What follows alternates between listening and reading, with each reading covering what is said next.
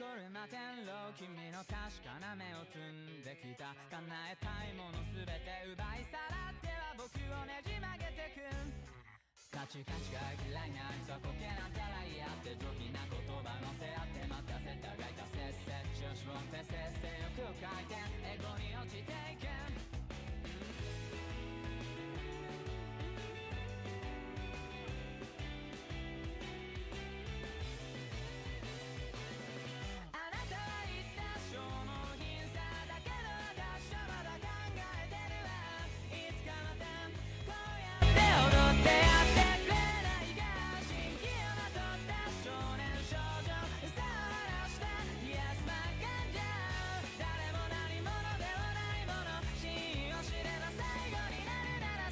舌が乾くまで話そうぜ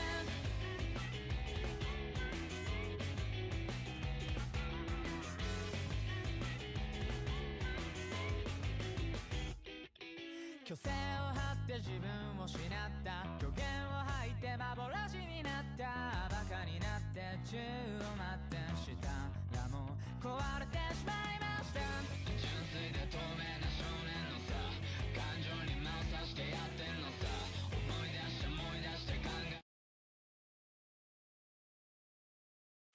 Ramble. Bada bing, bada boom. Welcome to this week's main episode of Rotten Mango. I'm your host, Stephanie Sue. And college makes you do weird things. I'm just gonna be honest. It does. Most people can agree that college is a weird time. You're experimenting with your style. You're getting peer pressured into doing things that you would normally never do. Maybe you're doing keg stands. Like, that's gotta be in some weird history facts later on because humans, they do handstands on a giant barrel that's filled with beer and there's like a nozzle that just squirts beer straight into the esophagus. It doesn't even make the beer tastier. We mainly do it because other humans stand around and clap while you do it. And it's just like a really nice feeling, I think. College is a strange time, like I said. And it's a time where you might even get made fun of for completely normal things, like having a girlfriend. I find that a lot of college boys, a lot of them can be total bros. Like, oh God, you're such a simp. You're still FaceTiming her? Come on, you don't need to talk to her. Let's go out. Everyone's meeting at the Delta Phi chat house. Come on, dude. It'll be fun. God, what a simp. That's probably what they thought of Prozenjit from UC Berkeley. Okay, UC Berkeley is a little bit of a party college, but Prozenjit never went out. He stayed in his dorms studying, and when he wasn't studying, he was listening to these audio clips of his girlfriend. He was a man in love, you know? What could he say? His friends would pass by his dorm and see the do not disturb sign on the door, and they knew he's listening to those clips again. She's saying, I love you, I love you, I love you, over and over again in the clip. And he's listening to it on repeat. I mean, the kid is such a simp. Doesn't he know that college is the time to fuck around before getting old and getting into the workforce? I don't even know why he's so obsessed with her. You know, she's all right. And the guys would roll their eyes and walk past his dorm, no longer bothering to even ask him to hang out. But one of his friends, Jal, his best friend really, would be the most concerned. He didn't seem concerned that Prozenjit was a simp. That's not what he was worried about. He knew things that the other friends didn't know. Like the fact that the audio clips that Prozenjit listened to every single day were secretly recorded.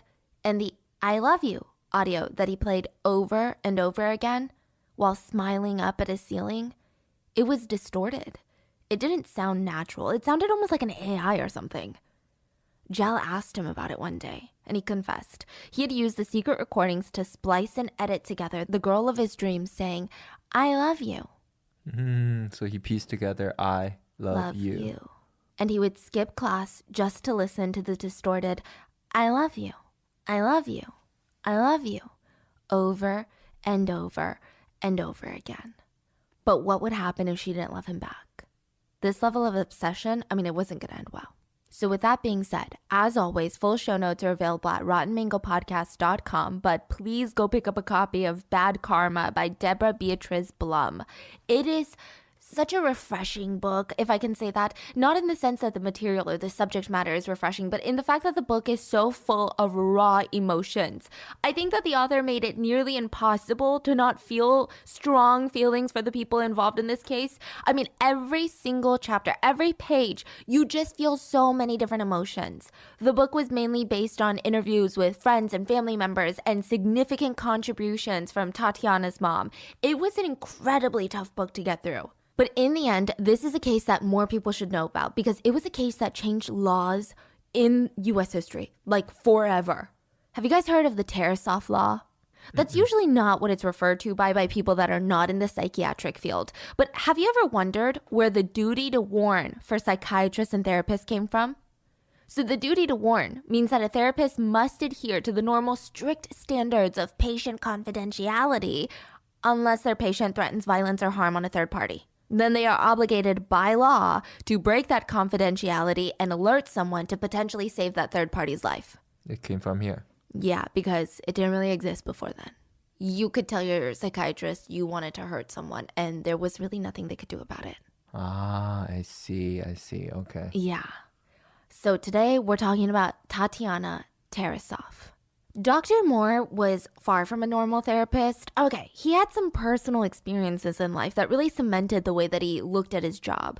Dr. Moore was a certified workaholic. He was a capable workaholic at that. He earned his master's degree at Stanford, got a PhD, and while doing all of that, he married a woman named Inger and had a child named Karen. And when he graduated, it's like his life couldn't even get better. He moved to San Francisco, got accepted into the prestigious Cowell Hospital. It was considered one of the best psychiatric training centers in the area connected to UC Berkeley, and he loved living in SF.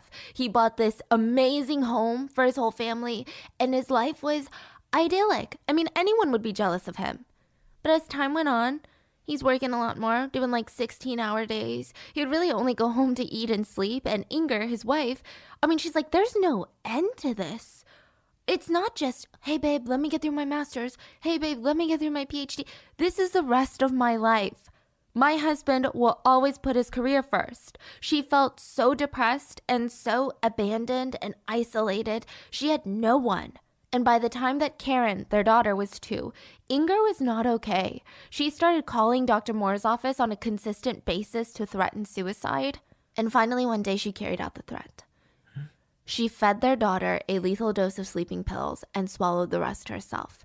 Dr. Moore came home to see his family laying there unconscious with a bottle of pills between them. Oh my gosh. He rushed them both to the hospital. Inger was revived. Karen remained in a coma for 8 days, and she barely survived. Immediately, he divorced his wife, cut off all ties with her, took sole custody of their child, and I think because of these life experiences, Dr. Moore was a really compassionate doctor. I mean, he took his job incredibly seriously. Okay, all of his colleagues do, but his own wife had been threatening suicide and then tried to commit murder-suicide. Nothing was ever going to be taken lightly for Dr. Moore. That's just how he operated. So now he's sitting across from Prosenjit, a very, very smart college student from UC Berkeley, but he's starting to show these delusional beliefs. He's obsessed with a fellow student at UC Berkeley. He felt like his own friends were out to steal his girlfriend away from him. But the thing is, she's not even his girlfriend. She was in Brazil for summer break, and Prosenjit told Dr. Moore over and over again how he had hoped that the distance would make her realize just how much she loved him, how much she had to go back to Berkeley and marry this guy. That's what he hoped for. Later, Dr. Moore found out that Prosenjit was trying to buy a gun.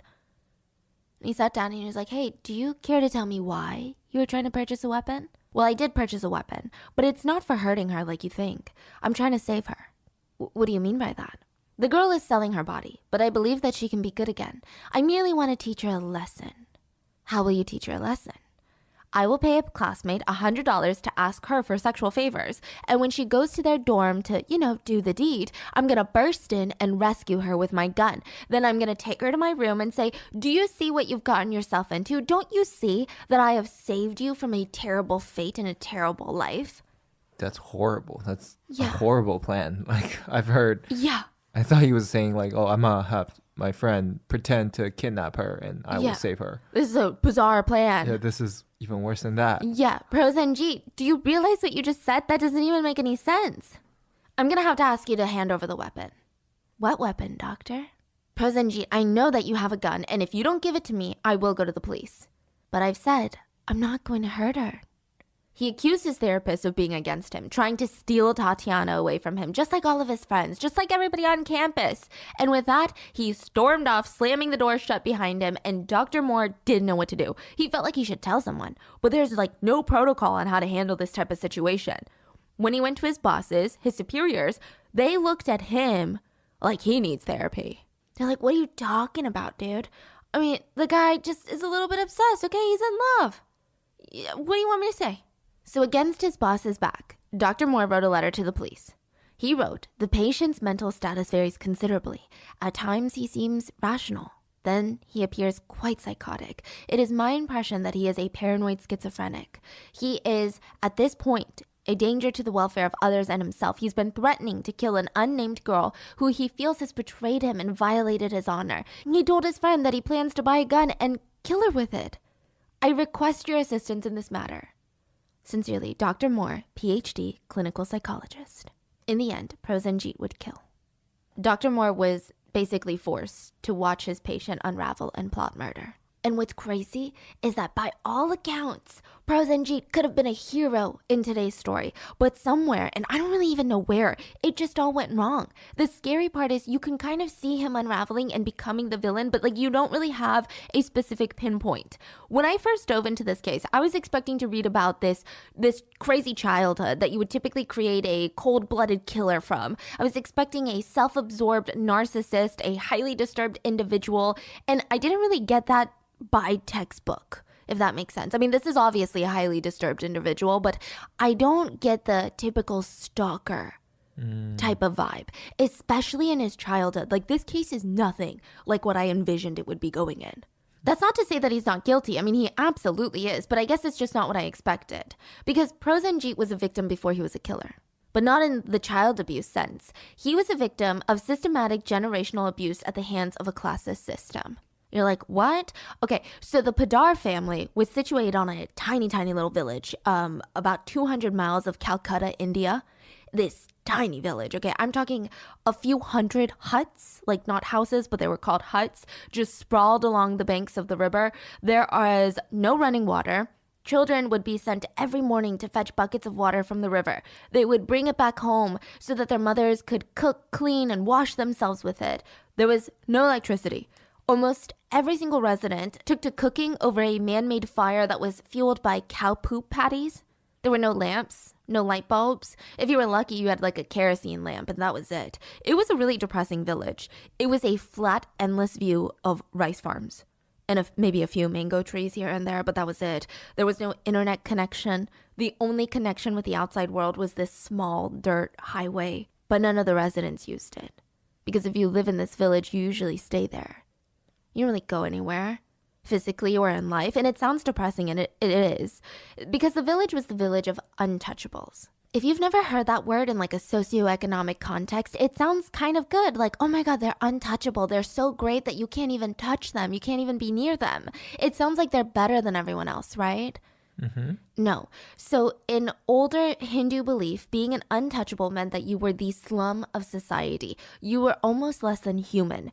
Let's talk about the caste system real quick. The caste system in India was really intense. There were 4 main divisions. The top were the priest, not actual priest by occupation. That was just the name of the top class, right? This is like the top 1% of the 1%. Then you had the warrior caste, the merchant caste, and the servitors caste. And beneath all of those, so low that they weren't even good enough to be categorized as a caste, were the untouchables. Yeah, I think I heard about these before. Yeah. And then there's also like last names. Yeah. Dividing them, right? Yeah. And the only thing that determines which caste you go into, literal birthright. Oh, yeah.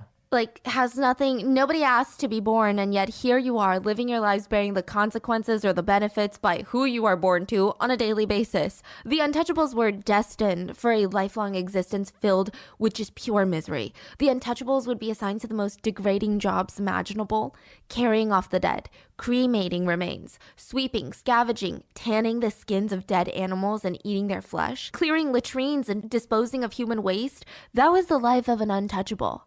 Practically every single person in the Padar family was an untouchable. Prosenjit's grandmother had lived like this her whole life. And this was before Gandhi. This was before any human rights activists were around to tell her, like, hey, you're more than just an untouchable. Your caste means nothing. It was rough. She had to go through unspeakable things. People considered untouchables dirty creatures who would contaminate you just by being around. There was fear-mongering. If an untouchable so much as looked at you, breathed the same air as you, drank the same water as you, God forbid you even saw so much as their shadow, you felt contaminated.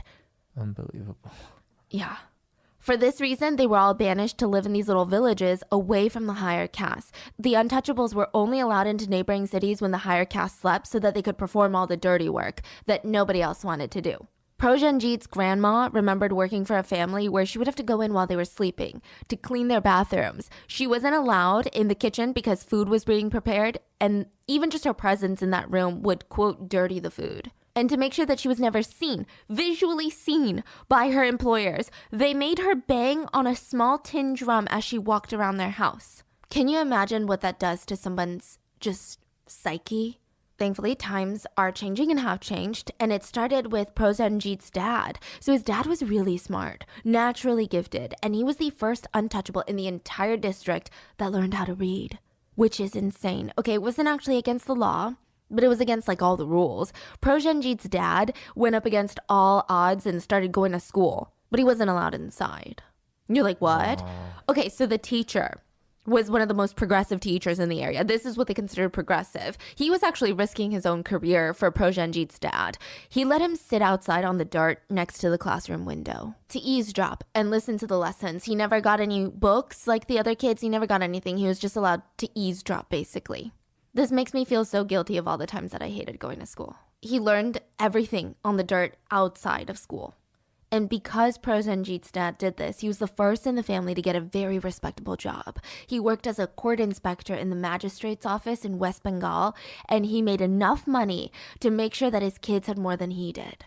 And so when Prosenjit was born, he was focused since day one. He was sent to live with relatives when he was 9 years old so that he could attend to high school. And he just had this crazy talent for chemistry and math. He was like an engineering whiz. He was always tinkering with stuff, building devices. He even built a miniature steam engine and a miniature telephone. Side note, he's doing this in another village that has no running water or electricity.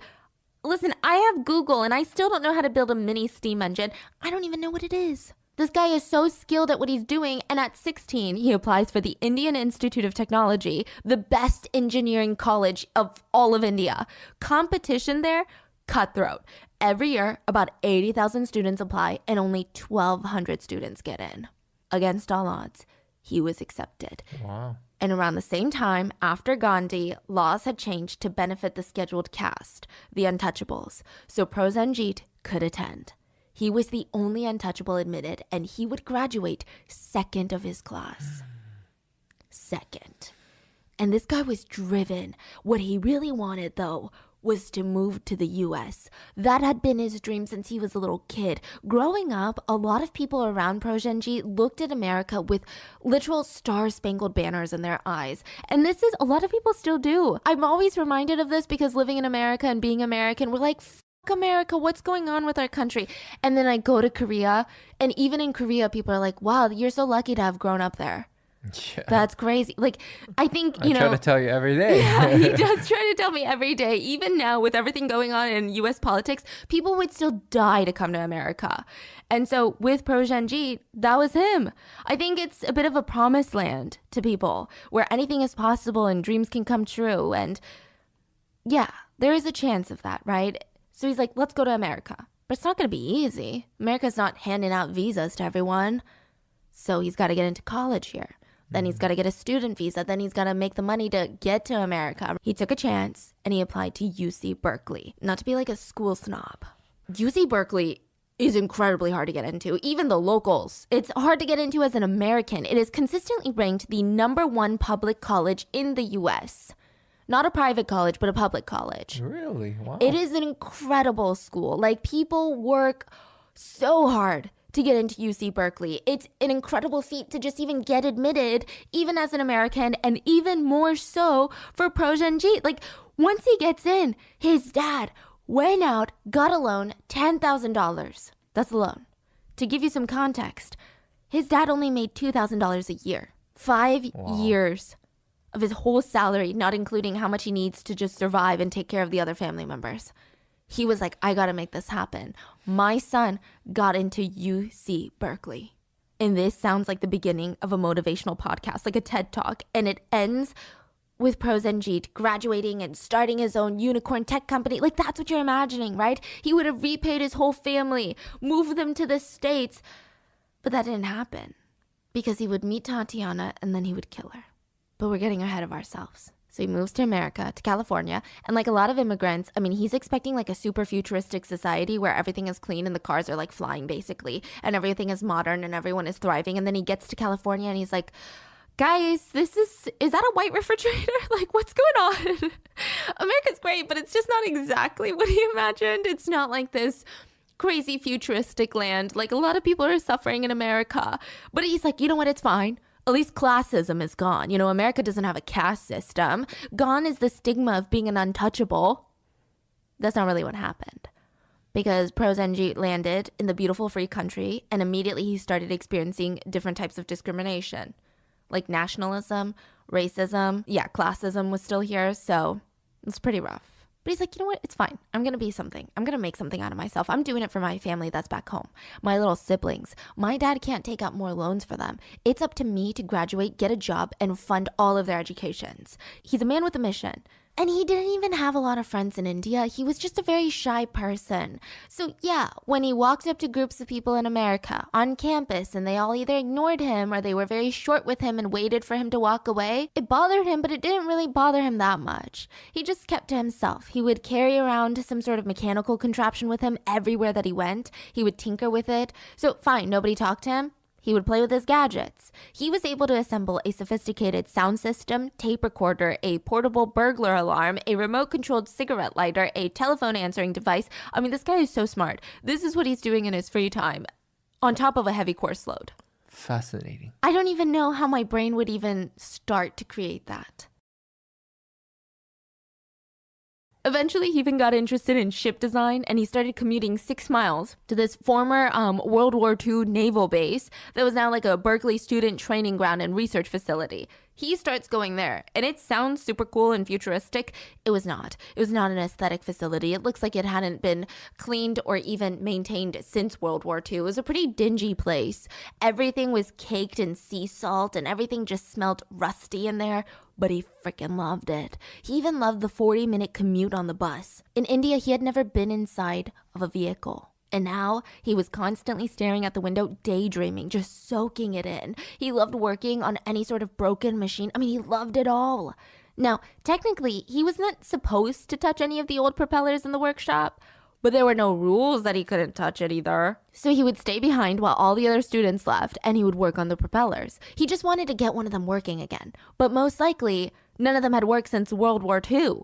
But even the attempt, it was like meditation to him. One day, he's hunched over, elbow deep in grease, and his instructor walks by. Let's call him Greg.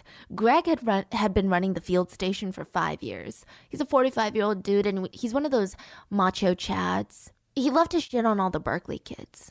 He called them all pussies.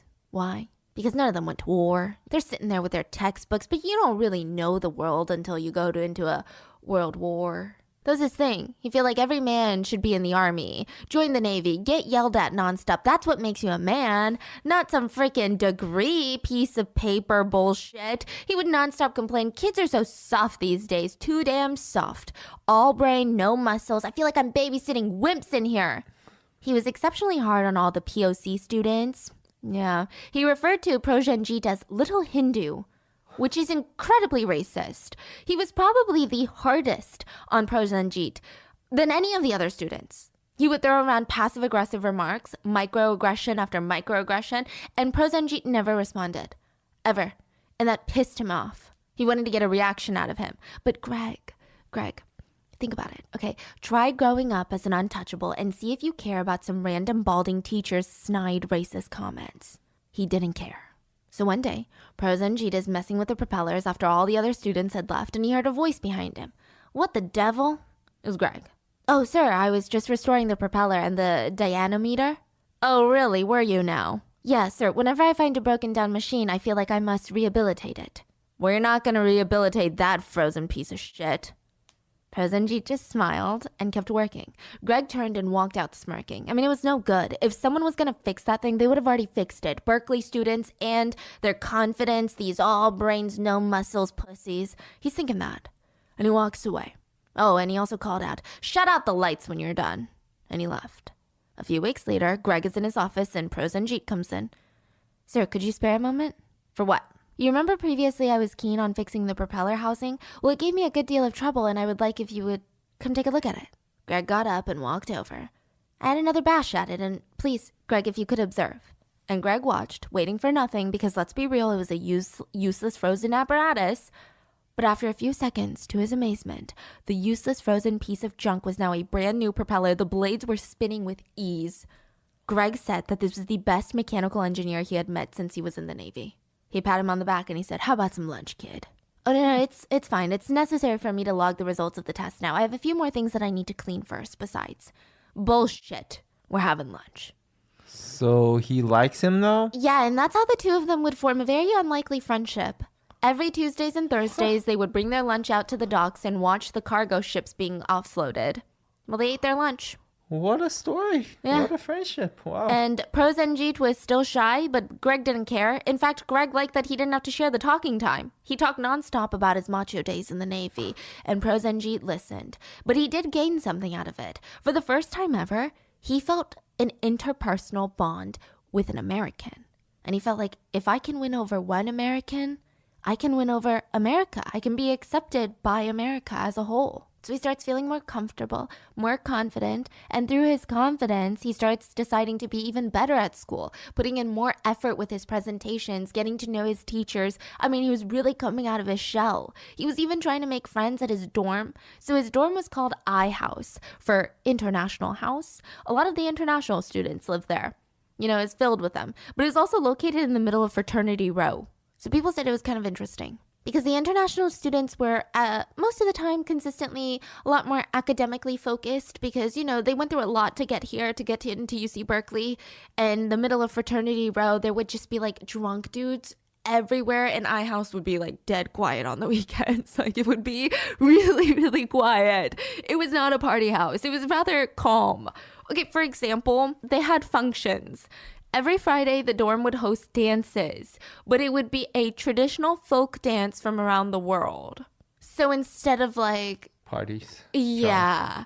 Yeah, instead of like, I don't know who's a rapper, you know, in the music and doing keg stands and all of that, they would be learning like ancient Greek dances by an instructor who knew how to do it, and everything was a little bit more formal, right? And it was like a different country every week. I'm not even sure how it started, but I'm not even sure when Prosenjit started attending, but he would, and it would change the entire course of his life because it would be the first time that he laid eyes on Tatiana, and it was like a movie, at least in his mind. As good as he was with all these small mechanical parts, he was really bad on his feet, okay? He wasn't really good with the dance steps. His body felt a little bit heavy, a little bit unnatural. He didn't have the best sense of rhythm. He felt awkward. Also, being in such close proximity to women, this would be completely unheard of in India. Like, there was a strict separation between the sexes. Girls were yelled at by their parents where he grew up if they even looked at a young man in the eye in public. Occasionally, girls and boys would hang out, but most of the time there was like a chaperone. Holding hands and kissing before marriage, out of the question. I mean, that's blasphemy. There is no such thing as sex before marriage where Prosenjit grew up. He never even dared dream of kissing a girl before they were married. To him, it was given that both he and his wife would be virgins when they get married. And he also went to an all-boys school. So that Institute of Technology in India, all boys. Basically, the only woman that he had ever had any form or relationship with was his mom. And then it happened. Ow, his foot, his toe. He felt a searing pain. He looked down, and there was someone on his toe, stepping on it. He followed the toe up to her face, and to him, it must have felt like everything was moving in slow motion. She was unlike any woman he had ever seen. She had these wide cheekbones, full lips, you know, these bright sea green eyes. And he was captivated. For a second, she looked a little shocked, and then she let out a tiny giggle. Sorry. And then she rushed off to join her best friend. And he could hear her. Oh, I'm so clumsy. God, I feel so bad.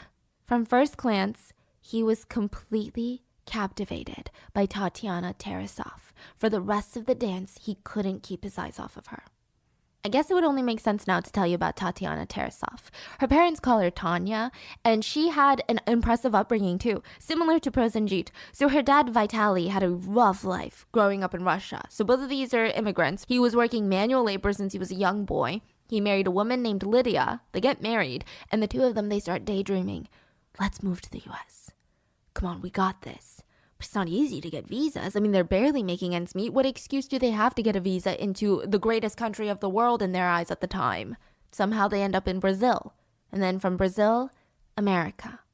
And they have 3 kids, Tatiana, Tanya, Alex, their son, and Helen. In America, they settle in California near UC Berkeley, but they lived in a world that fell light years away from UC Berkeley. It was a blue-collar type of area. They lived close to campus, but nobody in that neighborhood had any association. None of them were professors or employees or staff members. None of their kids went there. But it didn't matter. They had come here for the American dream.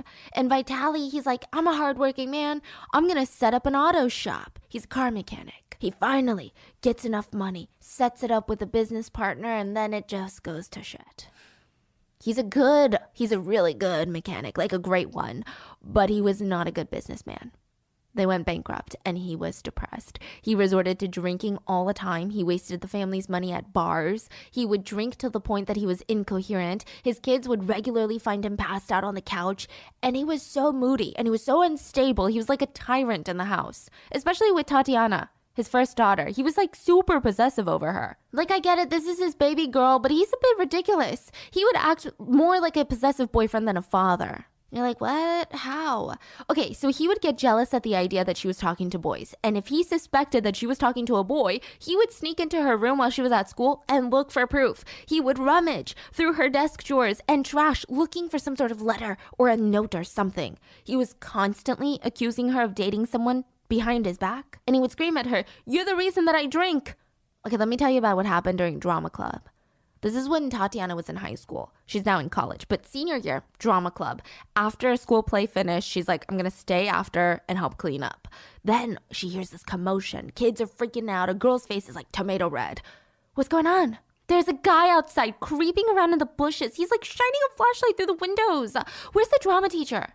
Everyone gathered, scared, creeped out, and finally the drama teacher pulled Tatiana aside and said, I thought I should tell you this in private, but your father is outside. The girls say that he's been prowling around through the bushes, peering through the windows. I was going to call the police, but seeing who it is, I just wanted to talk to you first. No, please don't call the police. I'll handle it. She was mortified. She ran out there and confronted her dad in the bushes, and she yelled, God damn you, Dad, how can you do this to me? He came out of the bushes and he grabbed her arm and she said, why can't you just leave me alone? Because you're my little girl. And he dragged her into the car.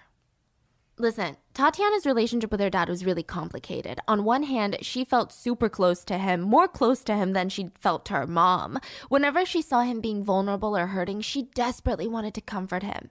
But at the same time, she was so terrified of him. I mean, he was a ticking time bomb. He was unpredictable. She had to walk on eggshells around him. It was exhausting.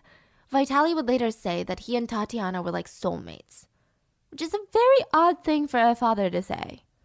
But their whole dynamic is strange if you ask me. So a little more context. Vitaly was the strictest on Tatiana, more so than he was on her little brother Alex. Alex was allowed to have a car and a driver's license. Tatiana wasn't even allowed to drive even though she was 19 years old. She wasn't allowed to have a job or even wear makeup, which was weird because whenever Vitaly was in a good mood, he would give her money and he'd be like, go buy yourself something nice, do your hair. But then he wouldn't ever let her leave the house unless it was absolutely necessary. And one day the mom sat the husband down and is like, what? Why do you want to put Tanya in a closet? Do you want to just keep her for yourself? Why do you want her to be beautiful? For who? You tell her, go buy some nice clothes, have nice hair. But for who when she can't go outside? He just stared at his wife, grunted, got up and walked away. So a lot of people that knew Tatiana speculated that her entire childhood was overly strict and unstable, so she grew up super insecure. And because she was never allowed out of the house, it was very hard for her to form friendships like a lot of other girls. So she almost always felt like an outsider. And it was really hard for her to have any sort of boyfriend. And, I get it. It's not a big deal. It's not the end of the world if you don't have a boyfriend. But when you're 19 and everyone else around you has had so much experience with boys, you start to feel like it's your problem. Like maybe I don't have a boyfriend because I'm weird. So she felt like something was wrong with her. But she was pretty. I mean, she had these wide Slavic cheekbones, these green eyes that tilted upward. Everybody that knew her said that she was really attractive. But she didn't think that she was pretty. So she would spend a lot of time stuffing socks or tissues into her bra. She would overanalyze every single interaction that she ever had with a boy. She would stay up late wondering if he liked her. She was kind of a helpless romantic. She felt like she was destined to find a Prince Charming. So if a random guy was nice to her, she would immediately romanticize him. She would daydream about how they were going to get married. She wanted a tumultuous relationship like the movies, a romance for the ages. She daydreamed about seeing her soulmate on the street. But then she would be too shy to talk to anyone because she was so insecure. She didn't think that she was funny, witty, or pretty enough, and so she never really got any friends. Okay, so even her choice of college said a lot about her. So Tatiana could have easily gotten into UC Berkeley. She had the grades, she was an overachiever, all of her teachers were impressed by her. But her dad told her, "You're too dumb. Even if you get into UC Berkeley, you're gonna fail out." What is going on? I'm so confused by it. I think he didn't want her to do too well. Yeah. He doesn't want her to run away and do big things, maybe. He just wants to be in control of her, I think. I think also it has to do with his failures in life. Maybe he wants to feel like he's still the dad. He's still the smartest one in the room. So he's always like, you can't get in. And even if you did, you're going to flunk out. Yeah, no wonder she's so insecure. So she never applied. She ended up going to a community college nearby instead, which nothing is wrong with community college. It can be a stellar education, but she didn't even attempt to get into UC Berkeley when she really wanted to go to UC Berkeley. That was her dream school. But at least she met her best friend in college. So her best friend was Cindy, and Cindy was like the opposite of Tatiana. She was an academic underachiever. She was confident. She wanted to just see how much fun she could have in life. She loved a good one-night stand. She loved some drugs. She rented a dingy one-bedroom apartment where all she had was a mattress on the ground and 2 bean bags. Cindy would leave the house with a sink full of dishes, but she would comb her hair 20 times before leaving. So even though her apartment was a nasty mess, she never was, okay? Her priorities were right. Cindy considered Tatiana like a baby bird of sorts. She was like, here, come here. I'm going to take you under my wing, and I'm going to teach you the way to life. You're like my little project. I'm going to get you out of your shell. You're going to have some fun. Vitaly hated Tatiana's best friend. Yeah, he would always say, you're going where? With who? Yeah, no, you got another thing coming if you think you can run around with that little slut. It was intense. But, the two of them did go to UC Berkeley to go to an iHouse dance. I don't know why. I don't know how they got there, but maybe they were invited, maybe they were intrigued. But Cindy and Tatiana would end up at iHouse at UC Berkeley, where she would step on Prosenjit's toe. And from that moment forward, Prosenjit made it his life mission to muster up the courage to talk to Tatiana. And I think this little tidbit is super important to the context of the story. But Prosenjit had gone to a little party at work, and Greg had spiked the punch bowl. Super illegal. He's like a teacher. He put a lot of rum into the punch bowl. So all these college kids, they're getting drunk. I think most of them knew there was alcohol, but Prosenjit did not. He had never had a sip of alcohol. Before leaving to America, his mom made him promise 3 things. No alcohol, no beef, and promise me no American girl. You marry an American girl and I will die. Like, that was basically her 3 promises. And he was like, yeah, I'm going to keep my promises, right? And so, the conversation at this party, because Greg is a macho dude, he's talking about women in a very demeaning way. And he goes, what about you, little Hindu? How many times have you crossed the equator? I beg your pardon, sir? How many times have you been with Oh, I went to an all-boys school, sir. There were no girls. Guess you gotta start from scratch then. Don't worry. I opened up a college of coxology in the Navy. I can teach you everything you need to know. I'm sorry, sir, but I made a sacred vow before leaving India. No beef, no alcohol, no involvement with an American girl. Well, you broke 2 of them already. I beg your pardon, sir? The punch is spiked. Last week I gave you a hunk of my hamburger. 2 down, what's the big deal about breaking a 3rd? Oh my goodness.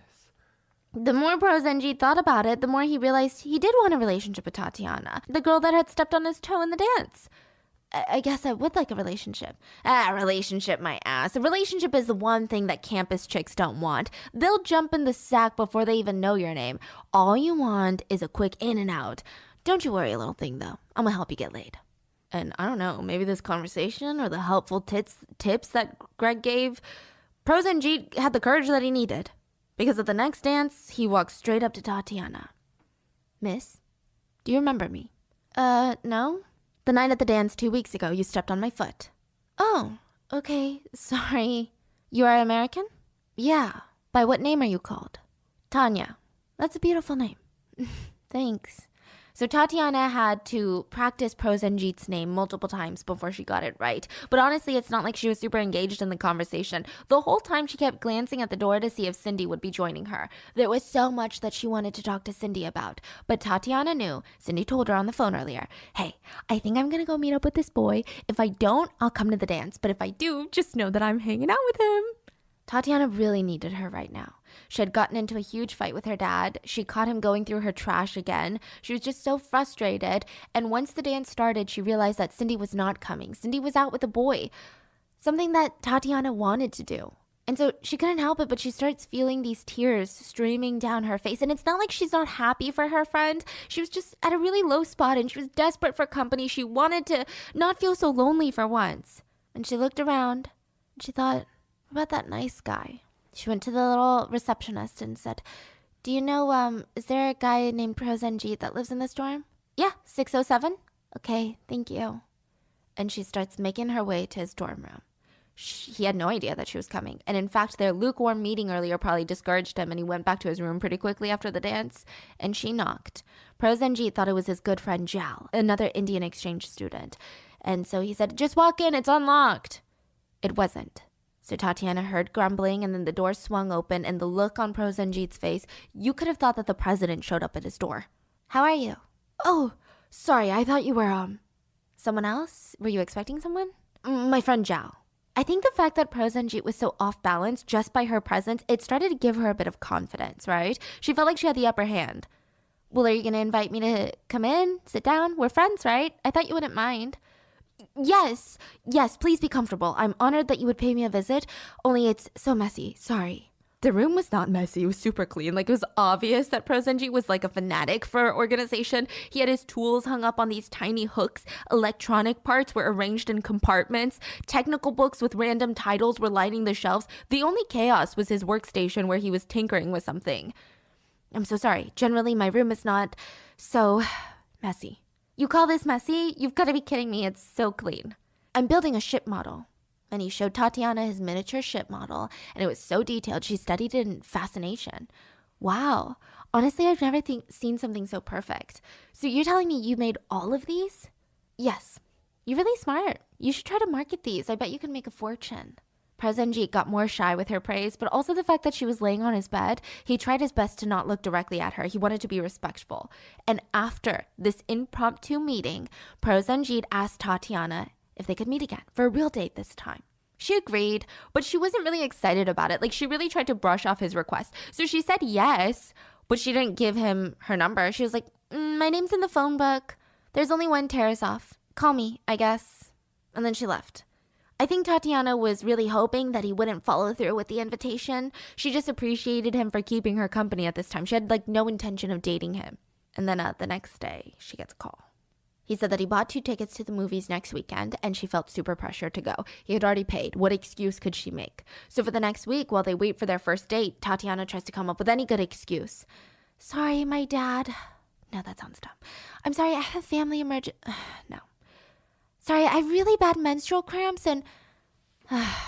Everything she practiced sounded so dumb. It just sounded like an excuse. She didn't want to be rude. And you know what, Tatiana, you said yes, right? You should follow through with your obligations. This is what she's telling herself. It doesn't have to be like a date. We could just go as friends. The plan was that they were going to grab dinner and then the movies, and that would be that. Prosenjit insisted he come pick her up at her home, but she was like, no. So they took the bus there instead, met up at the restaurant, and if you couldn't really even call it a date, It didn't freaking go well. I think it was a huge cultural clash. Prosenjit would say things like, I must place the order. When you are out with me, you are my responsibility. She's like, okay. The two agreed to split a pizza, which he had never had a pizza yet. He did not like pepperoni. It burned his stomach, and also he mispronounced pepperoni when ordering, and that made Tatiana giggle. And they had some cute moments, but it was weird. So he had come with a list of questions prepared to ask her. Sounds like something I would do in a date. I get so nervous. He had them all written down on a little piece of paper in his pocket, and he wanted to have these really intense conversations like, you know, nature versus nurture, family planning, poetry. So he cleared his throat. Do you think it's a man's heredity that determines his fate or what happens in early childhood? I don't think it's like his genes or whatever. I think it's definitely what happens when you're growing up.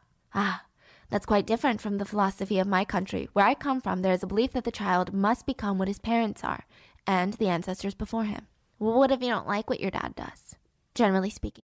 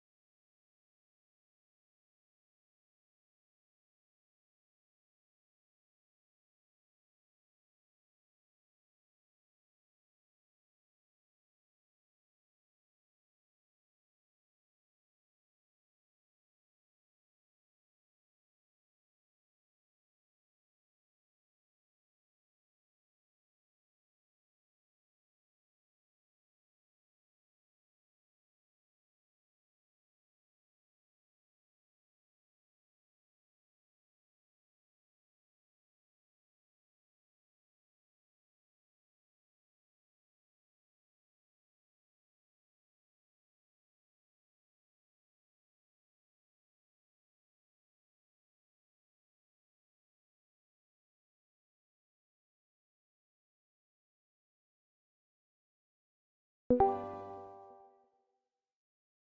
ini ya, apa namanya, mantul.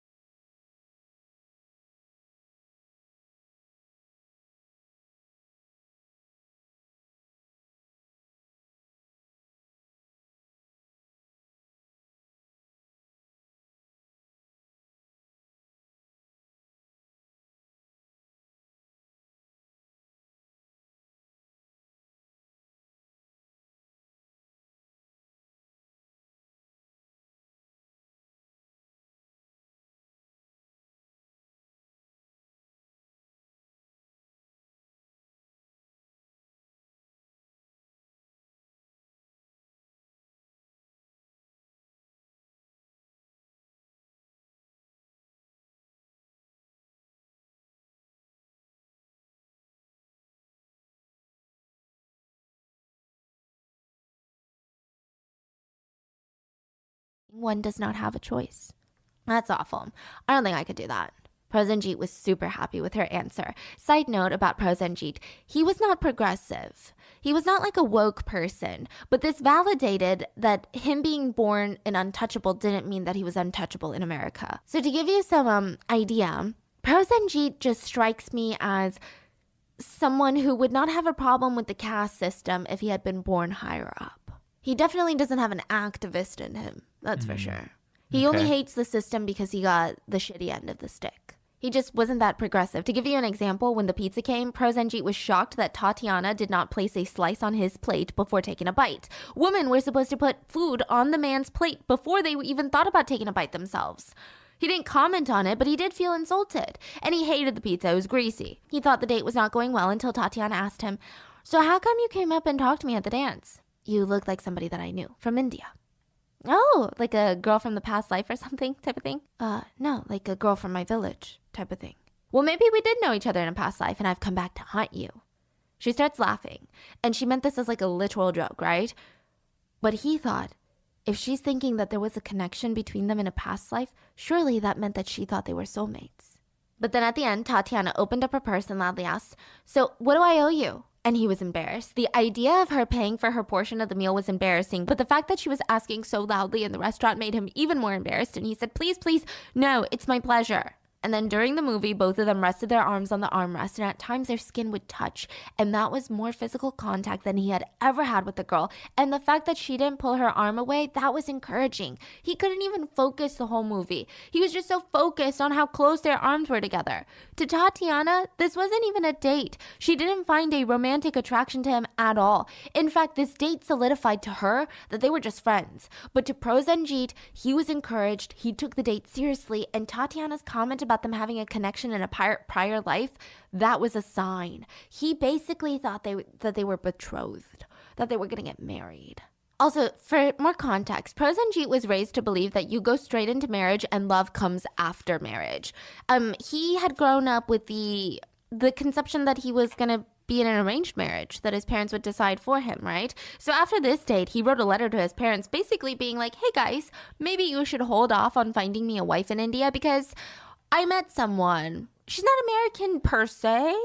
She's of Russian background. Thank you." So he was really serious. Like, imagine telling your strict religious parents that you met someone, even in Chinese culture, traditional Chinese culture, that's basically announcing marriage, like introducing them to someone, right? Yeah, it's serious. Meanwhile, Tatiana isn't even thinking about him at all, let alone thinking about marrying him. And side note, I'm not shitting on Prosenjit for having traditional values, but nowhere in the traditional values does it say that you have to kill someone for not wanting to marry you. This has nothing to do with religion, race, tradition, or Indian culture. It has to do with Prosenjit as an individual and nothing else. So while he's laying in his bed daydreaming about his newlywed life together with Tatiana, Tatiana was at the grocery store in her PJs with her parents. And she had heard this voice behind her. Hey, can you grab me one of those? And she turned around and her eyes went wide. She didn't even know the guy's name, but she would never forget his face. A couple weeks ago, she was at this very famous hangout spot in the local area, and Cindy, her friend, was like, hey, I dare you to go flash that guy. And she went up to a random guy and flashed him. And now, at the grocery store, it was him!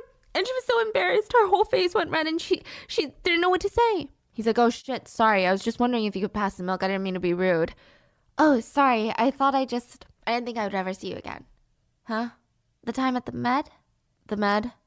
Don't you remember we met before?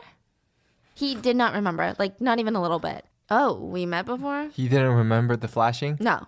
And then he said this. I'm so sorry, like half the time I'm so wasted I don't even know where I parked my car. Oh. Yeah, too much weed. I think damage to the frontal lobe. Again, I don't know why he's saying this. Oh, that's okay. So we met before? What happened? Tatiana's face went red. Nothing, really. I didn't do anything rude, did I? No. What's your name?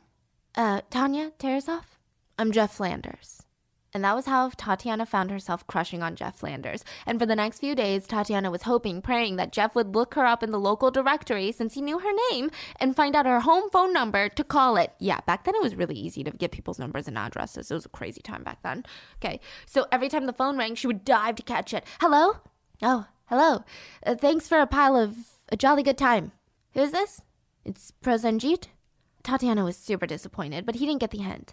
You're quite the stranger now that there's no more dances during the holidays?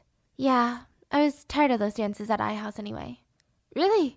Well, I was wondering if you would do me the honor of coming along with me to a concert this Sunday. This Sunday? I'm sure I won't be better by then. I've had this terrible cough. You're not well? No, I think it's bronchitis. Is there anything I can do to speed your recovery?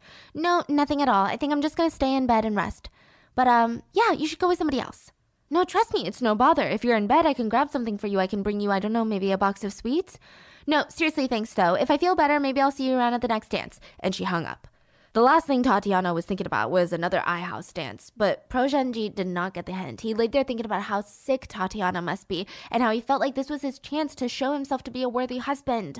So, a couple days later, he's standing in front of her front door with a box of cookies, and he's trying to hype himself up to ring that doorbell, but like, it was serious for him. It's not just dropping off cookies. He might be meeting his in-laws for the first time. Like, this is how he's thinking, right? Because where he grew up, you don't go on a date without knowing you're going to get married.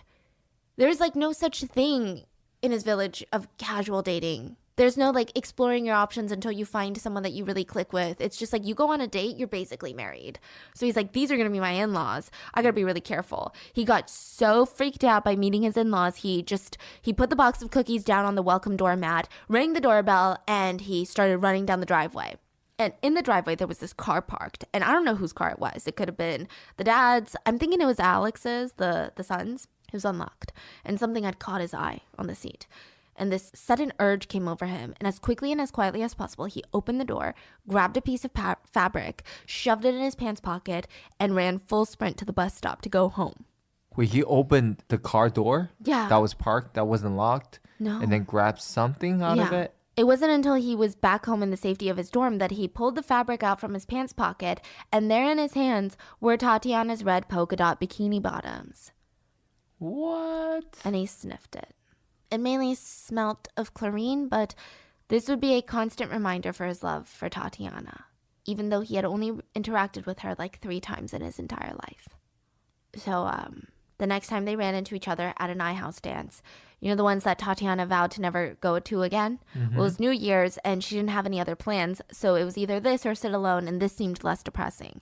Prosenjit was ecstatic when he ran into her. Hey, I've been waiting for you. Really? Do you still have your cough? Nope. I came over the other day, but nobody was home. You left the cookies? Yes. That was really nice, but next time you should ask before you stop by. Oh, sorry. Yeah, my dad's really strict. He doesn't like it when guys show up. I'm sorry, I didn't mean to insult you. Silence.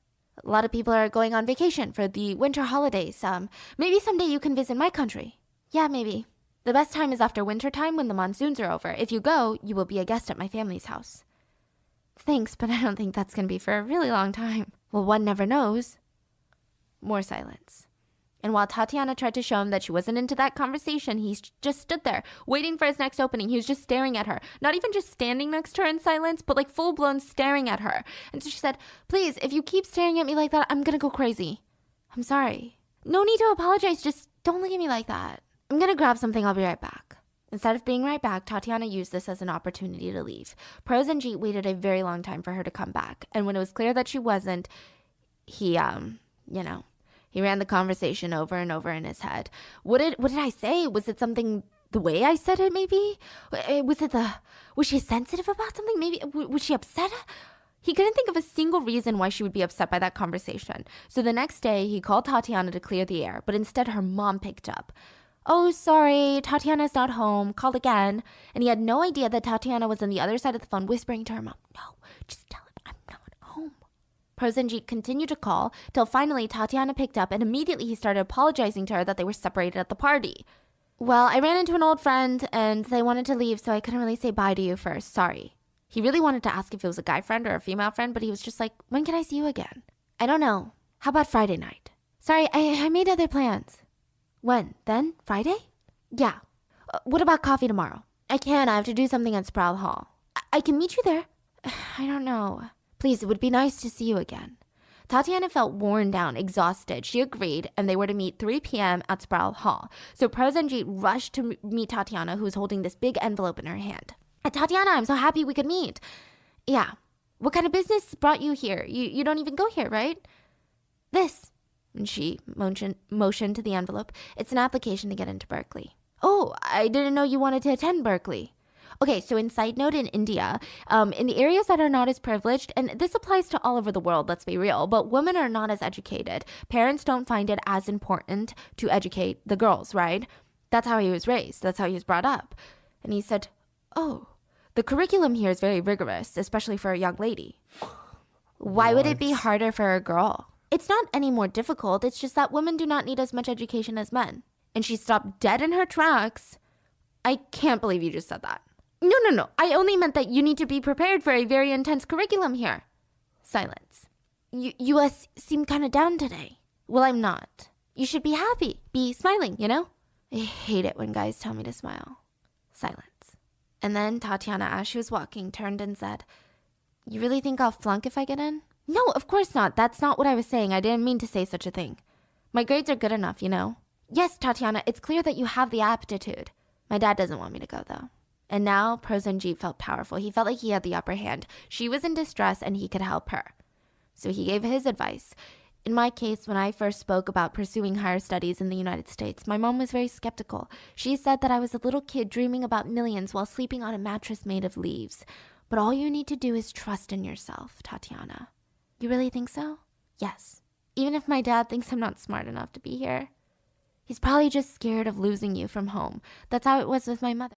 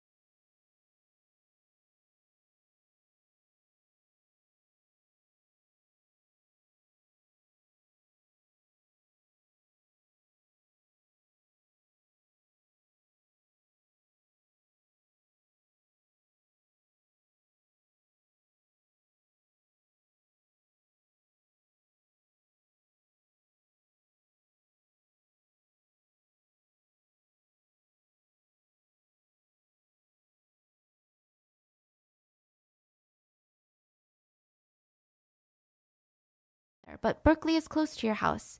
Just give him time. He'll come around. And he used this opportunity to reach around her waist and rest his hand there. He was awkward. His movements were jerky. He was obviously nervous, and she could see all of that.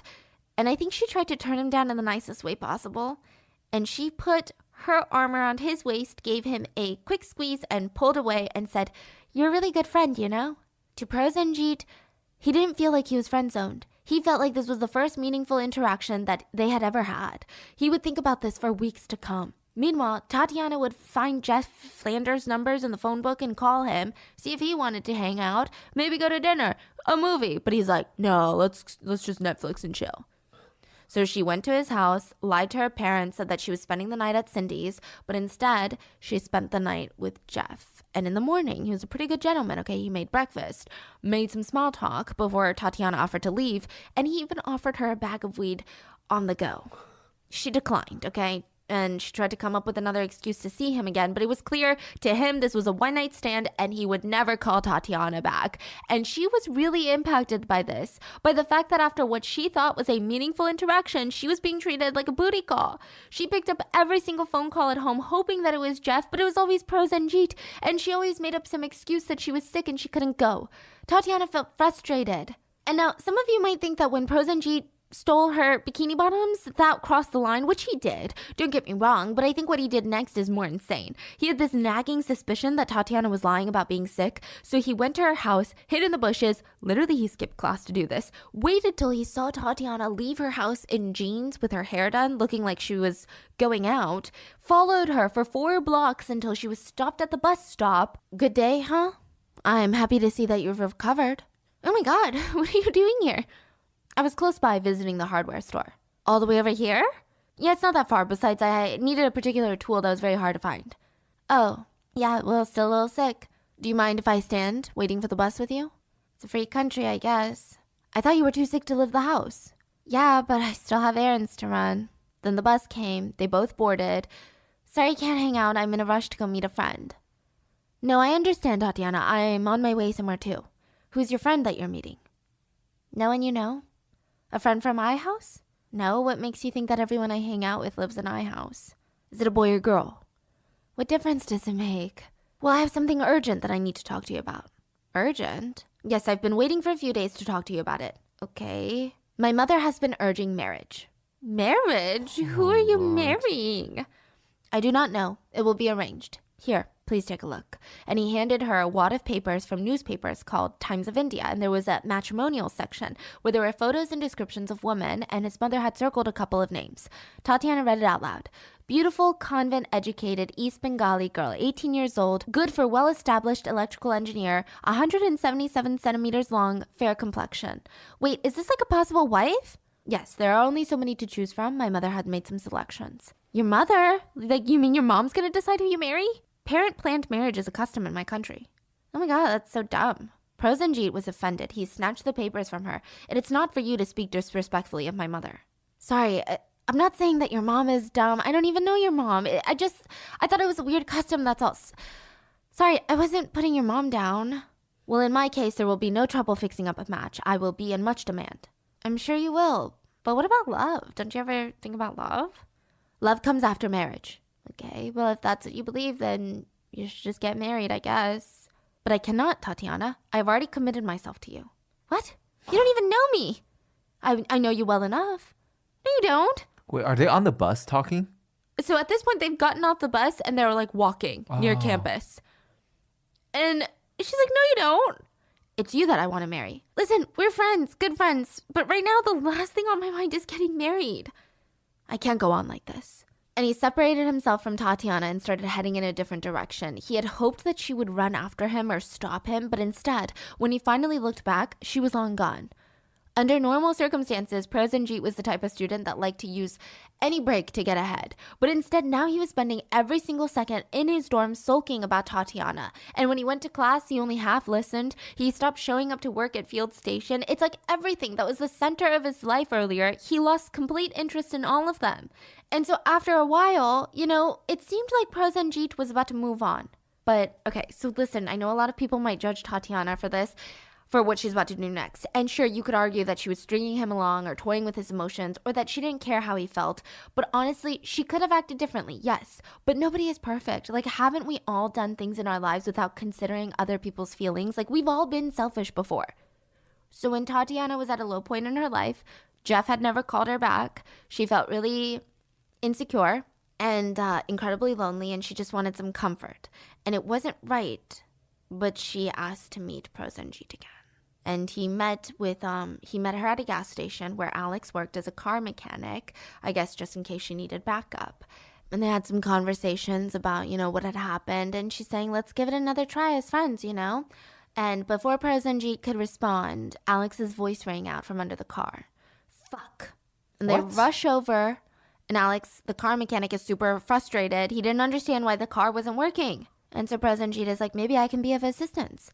Well, it's not the fuel pump, okay? I already cleaned that, and I've cleaned the carburetors twice. I don't know what the problem is. Well, it must be the distributor cap. Prosenjit started tinkering around under the car before instructing Alex to turn it back on, and when the car started, Alex was super excited. He was patting him on the back, telling him how he's welcome to come over anytime. Prosenjit felt so happy about this, genuinely, and this renewed his determination to pursue Tatiana, because Alex was Tatiana's brother, and if Alex approved of him, that meant that Tatiana did. He saw Tatiana's family as an extension of her. I see. So this time, to not mess up, or at least he thought in his mind, he came up with a plan to secretly record all of his conversations with Tatiana so that he could analyze them and study them later. That's how his mind worked. He thought this was completely normal. He bought one of those fancy mics that documentary filmmakers buy. It's an intense mic, and he started recording all the conversations they had in his dorm. There was even a moment where Tatiana came up to his dorm room, having no idea that she was being recorded, and she said, I'm sorry if I was mean to you. I've been depressed recently. Instead of being depressed or upset or worried that she was depressed, Prosenjit was overjoyed at the fact that she was confiding in him. Tell me what happened. It's hard to explain. You can tell me. I don't know. There's this guy that I really cared about and he never called me back. What? What are you saying? A guy I liked. Who acted like he really liked me too. And we spent the night together once and then I never heard from him again. Prosenjit felt his ears go red. He felt ashamed, humiliated. I would have done whatever you wanted. But that's not the point. I wanted to be with him. But I've always been so good to you. I know. I shouldn't have ever gone to his house. And she started crying, and he put his hand on her shoulder to comfort her. And then she started hysterically crying, and then she looked into his eyes and said, "You're a really good friend. I knew that talking to you would make me feel better." And in that moment, all that anger just left his body. And at the end of the night, Tatiana thanked him again and told him he made her feel so much better. And then she went in to kiss him, a French kiss before leaving. Prosenjit's world was spinning. For hours after she left, he was replaying their taped conversation, analyzing every word, every pause, every breath, interpreting every little thing to try and see if there was a deeper meaning. And from that day forward, a pattern of sorts emerged. Anytime Tatiana would be anxious or lonely, whenever she second-guessed her chances of getting into Berkeley, whenever she fought with her parents or her friends, whenever she felt not good enough, she would rush over. Prosenjit would serve her cookies and make her tea and listen to whatever complaint was on her mind. She talked a lot about Jeff and how she felt that she had blown it with him. She talked about her dad and Berkeley, and if Prosenjit ever showed any discomfort about her complaining about another guy, she would get mad and she'd say, "I don't know why you're so upset. You're not my boyfriend." And she would run out. And then the process would start all over again. I don't know. So Tatiana had really low self-esteem. And I think that she believed if a man paid for her dinner or like a tickets to a movie or was very nice to her, that she owed them a goodnight kiss. So yeah, occasionally she would French kiss him whenever she felt thankful. She felt like that was her payment for him being nice and being listening to her. But he perceived it as, okay, well, she's ready to get married because no girls in India kiss like that unless they're trying to marry you. He felt like they were basically betrothed. He even started keeping a diary where he charted when and how much time they spent together, logging every minute and every second that she was talking to him. He was obsessively writing down facts about her, little excerpts from the clips that he had recorded their conversations. He even had this rough drawing of the dance floor in I House and where Tatiana was standing when he first laid eyes on her. He was just so obsessed with Tatiana. He spent days laying in bed thinking about her, listening to the tapes. He started skipping class. He started losing weight because he didn't even bother eating anymore. He was literally obsessed with her. And he became more obsessed, and it became so toxic. He started accusing Tatiana of trying to sleep with his friends. And when she denied it, he would blow up. And he would say things like, I will pull a switch, invent a bomb, and blow you up. Whoa. And she would say, what? Fine, go ahead, do it, I dare you. I'm going to. Don't worry. The only thing stopping me is I might injure an innocent person. She would say things like, you're sick, you know that? And she would run out of his room, but she never took the threat seriously. She knew that he worshipped her. She never believed he would ever hurt her. But she also couldn't stay away. I think for the first time in her life, even her family life, friend situations, just in general, this was the first time that Tatiana had the power in any sort of relationship. But one day, Prosenjit showed her his diary that, with all the logged minutes. He didn't show the audio recordings, but she started getting a little bit creeped out. She didn't understand the gravity of the situation, but she told her best friend Cindy, who was like, we gotta go to the police. I can't. It's fine. And I'm going to Brazil for the summer to stay with my aunt. So a few months away from me, I'm gone for like 2 months. I'm sure he's going to move on. So she straight up told him, I'm leaving for vacation. And before I start UC Berkeley, I'm going to Brazil for 2 months. Which, by the way, she got into UC Berkeley. And at this point, he was not going to move on. I mean, he was way past that. He was listening to distorted, edited audio clips of her saying, I love you over and over again. He was losing everything in his life. He was on the brink of being expelled from UC Berkeley for his lack of attendance and his abysmal grades. All of his friends knew that he was spiraling. But the only one that knew how bad it was his friend named Zhao. He knew about the secret recordings, the edited I love you audios, he knew it all. And it wasn't until Prosenjit told Zhao that he was going to kill Tanya for going to Brazil that he felt like he needed to do something about it. Prosenjit was losing his mind. He told Zhao desperately, I'm no longer even a human being. I'm like an animal. There's no longer anything inside of me. I can't even help myself. Zhao started trying to convince him to go to therapy. But I don't want or need electroshock therapy. That's your misconception, Prosenjit. Electroshock therapy is a bygone era. The doctor have new methods to help you. No, I don't need that. My mind is strong enough. Well, he can tell you. The therapist can tell you why she's behaving this way. That got his attention. You mean he'll tell me why she says one thing a few days ago and the opposite later? Yes, these doctors have so much clinical experience they can give you insight. Well, he's still a stranger. What if he tells people what I'm thinking? Rubbish. Everything you say is confidential. They take a sacred oath to take your secrets to the grave. Zhao didn't know if this was true, okay? But it seemed like this was the only way to get his friend help. So with that, Zhao dragged Prosenjit to the local Cowell hospital, and the first psychiatrist he was assigned was Dr. Gold. Dr. Gold was a strange one. First, Zhao was in the room, filling the doctor in on everything. The secret recordings, the distorted I love you, everything. And finally, the doctor was like, oh, well, can I have a moment alone with Prosenjit? Where Prosenjit said he didn't even want to be here. He only came because his friend Zhao was harassing him about it, and Zhao was a bad guy who wanted to steal Tatiana away from him. No way. Are you sure your friend seems to be helping you, or at least wanting to help you? No. At the dance, he came up and introduced my girlfriend to this boy because he wanted the boy to date her. He's trying to split us up. Well, how do you know that? She told me about it. Are you sure she's telling the truth? I know that they're all laughing at me, that's what I know. It's all part of his plot to steal her away. Literally after the first meeting, Dr. Gold made his diagnosis. He said, okay, inappropriate smiling, check. Preoccupation to the girl to the exclusion of everything, check. History of withdrawal from society, check. Eating disorder, check. Loss of sleep, check. Delusional aspect to his relationships, check. All right, I'm going to diagnose him with paranoid schizophrenia.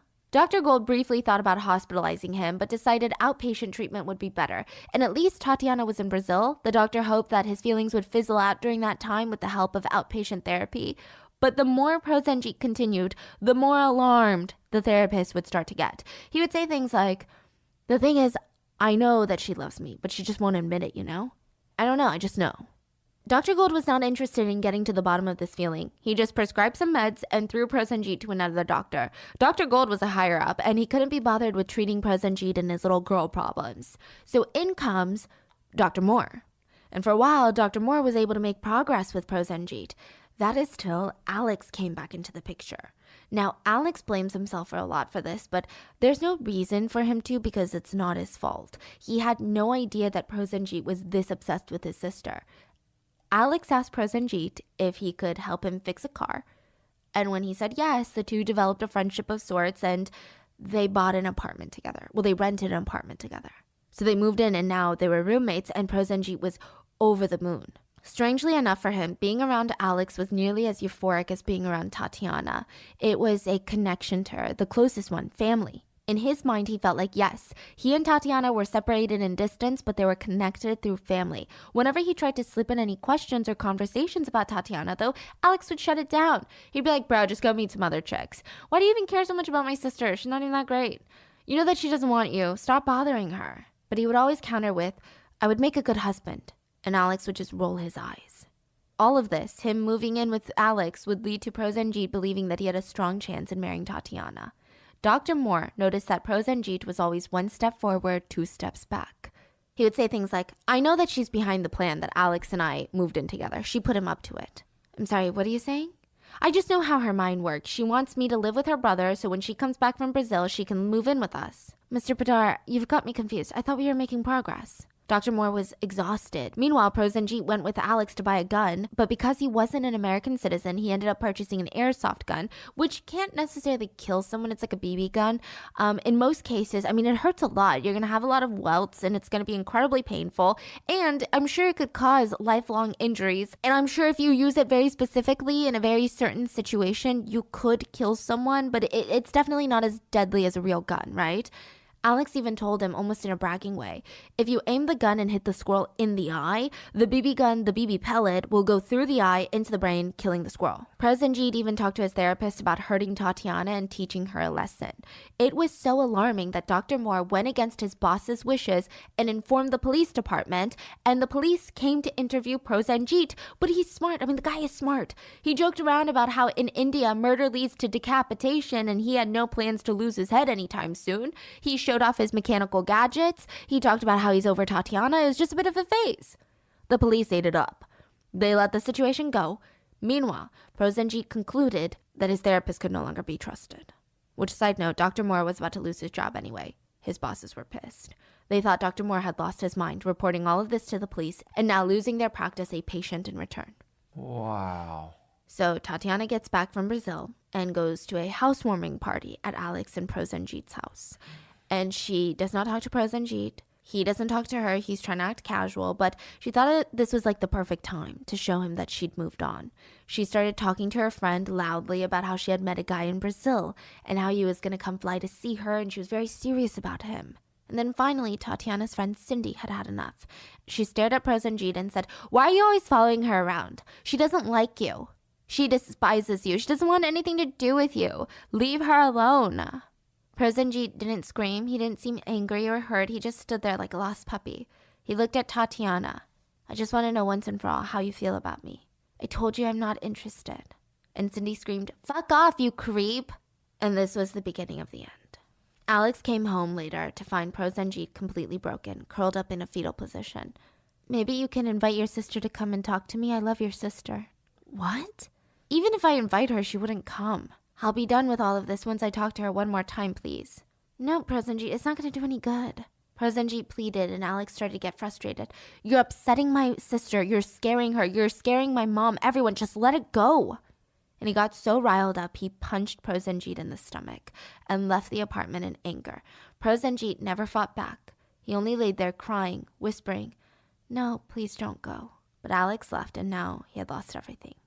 Later that day, he rushed to Tatiana's house and her mom opened the door. She refused to let him talk to her and even told him to go back to India or else my husband will come home and beat you up. She was not proud of what she did.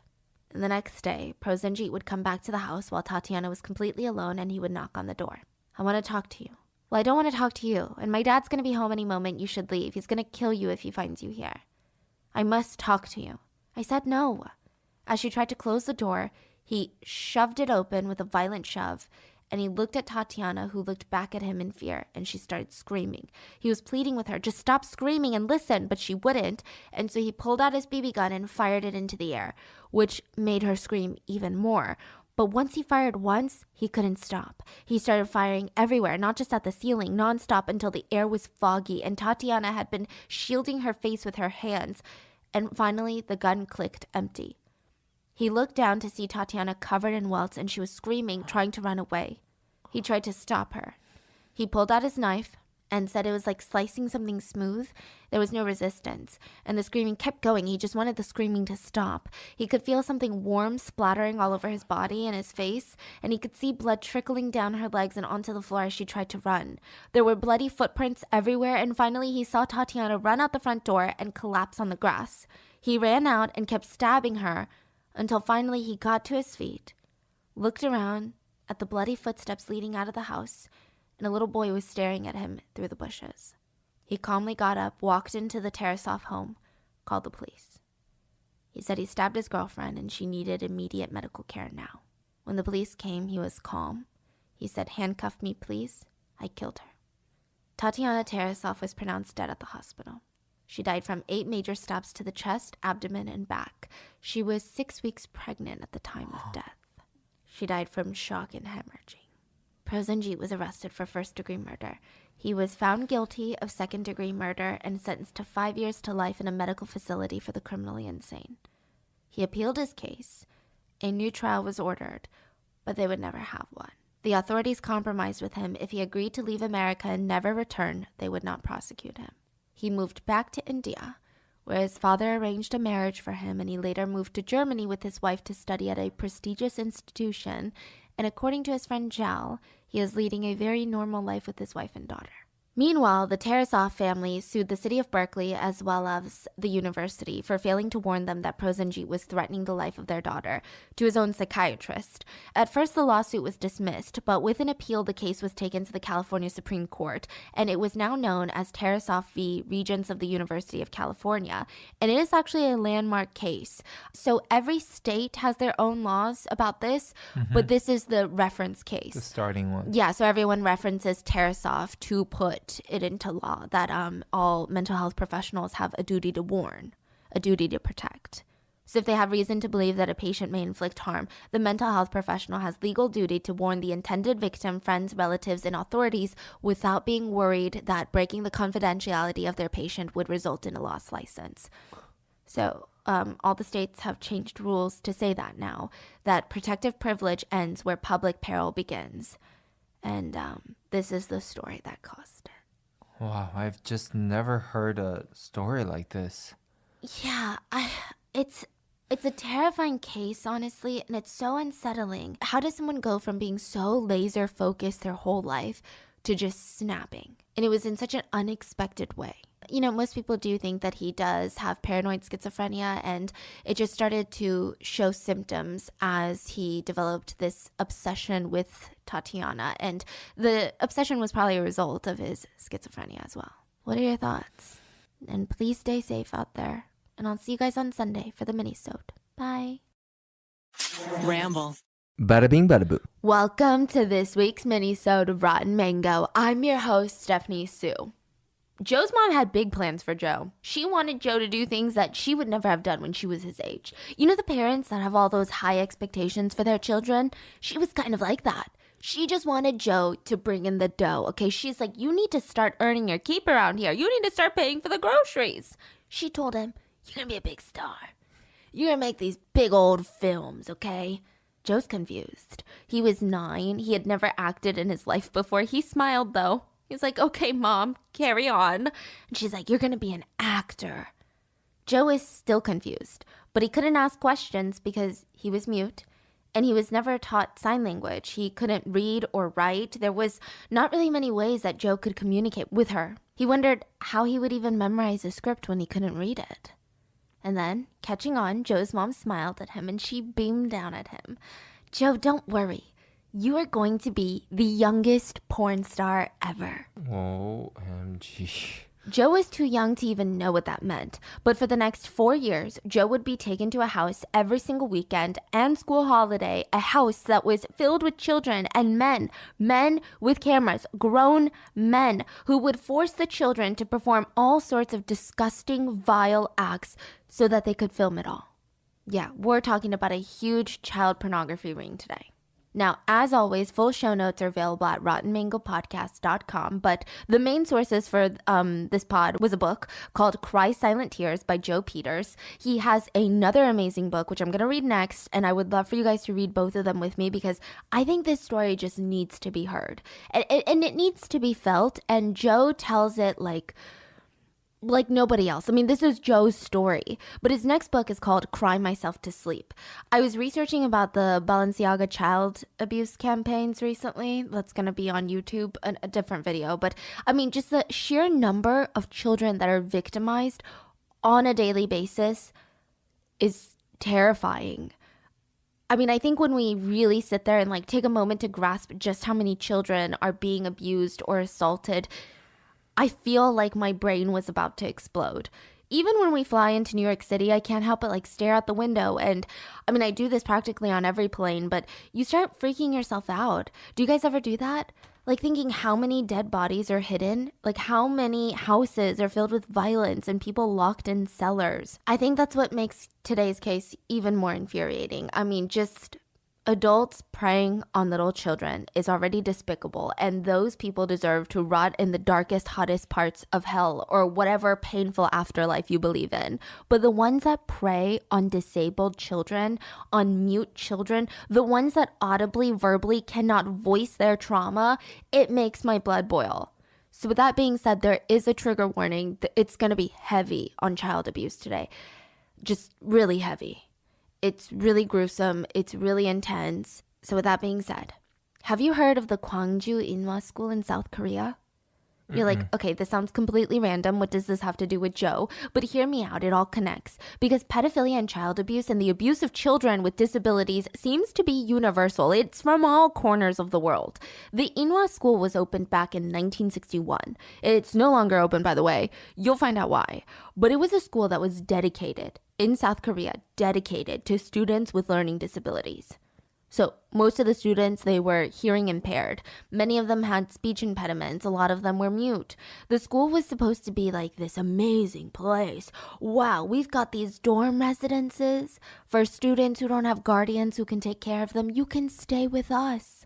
We'll take care of you. The school was supposed to be dedicated to making sure that the students got all the resources, the curriculum that they needed to survive as adults in South Korea. I mean, it sounds like it should have been a safe place. It sounds progressive. It sounds like the type of place that more cities need, right? But it wasn't. So to give you an example of how horrible this school was, most of the students were hearing impaired, and most of the school staff weren't fluent in sign language.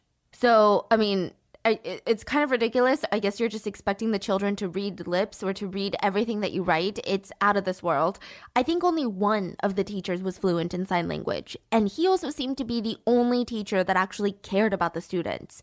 There's actually a Netflix movie that's based on this true life story. It's called Silenced, and in the movie, the teacher realizes, there's one teacher, amazing. He realizes that all the students are genuinely terrified of him for no reason at all. Like they are scared to be alone with him. They avoid him at all costs outside of the classroom. They don't want to be near him. He's like, that's weird. I've never had this experience before being a teacher. Eventually, he starts finding out it's because the kids are being molested by the school administrators. Now, in real life, it happened a little bit differently. The teacher was informed by one of the students' parents that their daughter had been sexually assaulted by the school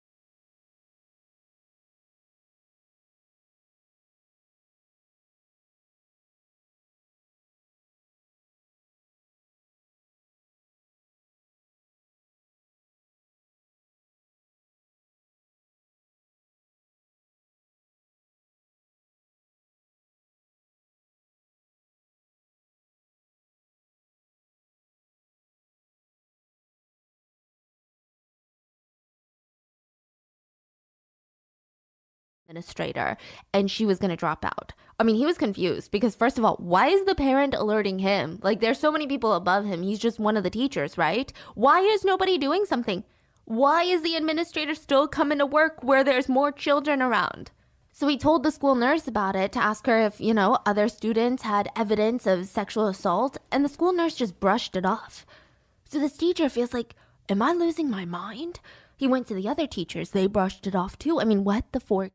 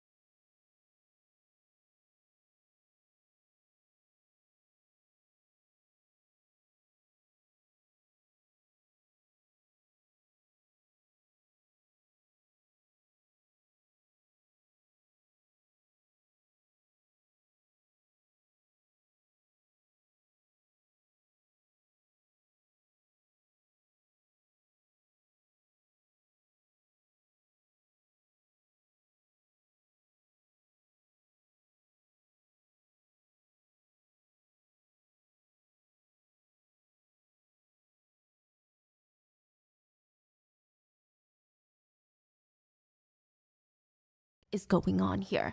So finally, when nobody would listen, he reached out to human rights groups and he was fired. He was What? fired from his job. My mom, one of the students' parents, that that's weird. I've never had this experience before he realizes that he also seemed to be the only teacher that actually cared about the students. There's actually a Netflix movie that's based on this true life story. It's called Silenced. And in the movie, the teacher realizes, this one teacher, amazing. He realizes that all the students are genuinely terrified of him for no reason at all. Like they are scared to be alone with him. They avoid him at all costs outside of the classroom. They don't want to be near him. He's like, that's weird. I've never had this experience before being a teacher. Eventually, he starts finding out it's because the kids are being molested by the school administrators. Now, in real life, it happened a little bit differently. The teacher was informed by one of the students' parents that their daughter had been sexually assaulted by the school administrator, and she was going to drop out. I mean, he was confused because, first of all, why is the parent alerting him? Like, there's so many people above him. He's just one of the teachers, right? Why is nobody doing something? Why is the administrator still coming to work where there's more children around? So he told the school nurse about it to ask her if, other students had evidence of sexual assault, and the school nurse just brushed it off. So this teacher feels like, am I losing my mind? He went to the other teachers. They brushed it off too. I mean, what the fork is going on here? So finally, when nobody would listen, he reached out to human rights groups, and he was fired. He was fired from his job. And in Korea, South Korea, it's really hard to get a new job when you've been fired. It's not like America. Basically, you being fired is like you being blacklisted from your profession, your industry, your livelihood. And it was a risk that he took because the victims deserved a voice. So he gets fired. He gets all sorts of threats from this school. And with enough screaming, enough pleading, enough begging, the human rights group decided to get involved. Former students were interviewed, and at that point, the police kind of got involved, But it was bizarre. It's like the police and these government officials, they cared, but they didn't seem that passionate to get to the bottom of this case. They didn't seem that passionate to put it to an end. Until public outrage got so big, they had to face the music. Then they found out so many alarming things. Okay, this school was doing so many shady things, not just molesting their students, but staff would take government-issued supplies for the kids. So imagine just boxes of notebooks would show up at the school. The school would sell them to random vendors for cheaper to make a quick profit. How much can you even make from notebooks? That's what I'm saying. They enrolled students beyond maximum capacity to receive more government funds, and there were even allegations of students being forced to work, like being forced into physical labor at nearby plants and factories. And then 9 victims came forward to share their stories of sexual assault. The youngest victim was 7 years old. They were molested by 6 different school officials, the principal and the head administrator being 2 of them. The students said, the assault started gradually. The staff would either accidentally brush past your chest or maybe your backside. And yeah, it's wildly inappropriate, but it was super subtle. Then the students were invited to the staff's office where porn would just be playing. Students even claimed that they had walked in on the administrators playing porn and touching themselves. And then slowly they were sexually assaulted. Many of the victims were mute, so they felt incredibly powerless. They said that they couldn't even verbalize what was happening to them. Sometimes the victims would scream, and if another student heard and they tried to stop it, the administrators would just beat them with bats or glass soda bottles. If the victims tried to complain to anyone, a nurse, a teacher, they were punished. They were beaten. One of the victims' heads was forced into a running washing machine as punishment. One of the worst cases was a young student. Her hands and ankles were tied up just all night long, okay? From evening until morning, she was sexually assaulted for 15 hours straight. Sometimes the teachers would play a movie in the class and ask one of the female students to the back, where the teacher would rape her right then and there in the back of the class.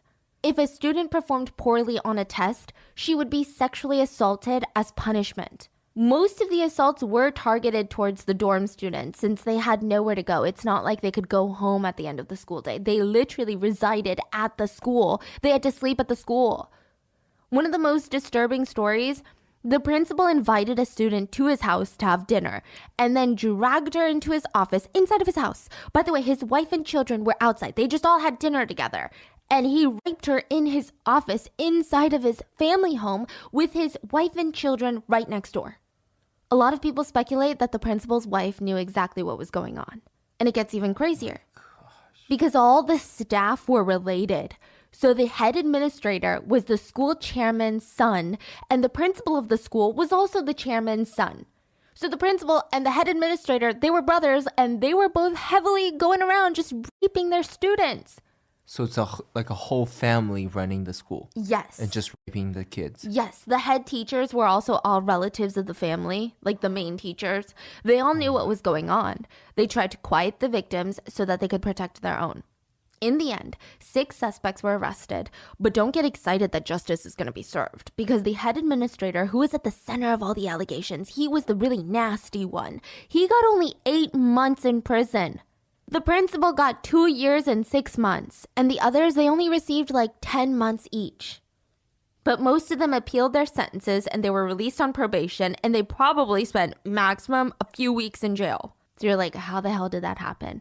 So in Korea at the time, the law around sexual assaults were different, and the victims would have to personally sue their rapist in order to put them in jail, which meant that students who were already dealing with this trauma, they would now have to be dealing with the trauma of the lawsuits. So a lot of them backed out. They just wanted to put the whole thing behind them. But thankfully, a movie was made called Silenced, and the head administrator was sentenced to 8 years in prison with new evidence coming out as they were filming for that movie. No way. Yeah. So the movie served some justice. Yes. But it just shows the world. I think even 8 years is not enough, you know? Of course. I think it just shows the world that we need to protect children. I mean, I think it's so terrifying just how blatant these people are. Like, the same thing with Balenciaga. Like, it's so, they don't even try to hide it. I just don't understand.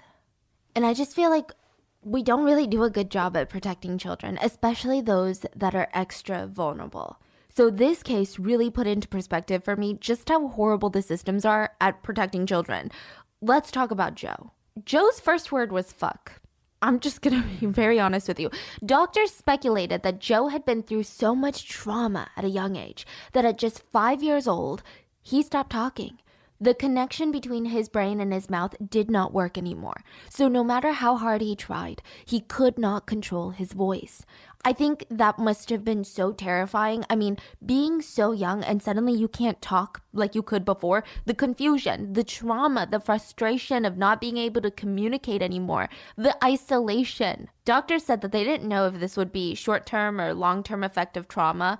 But at school, Joe starts working with a teacher to help him learn to communicate, you know?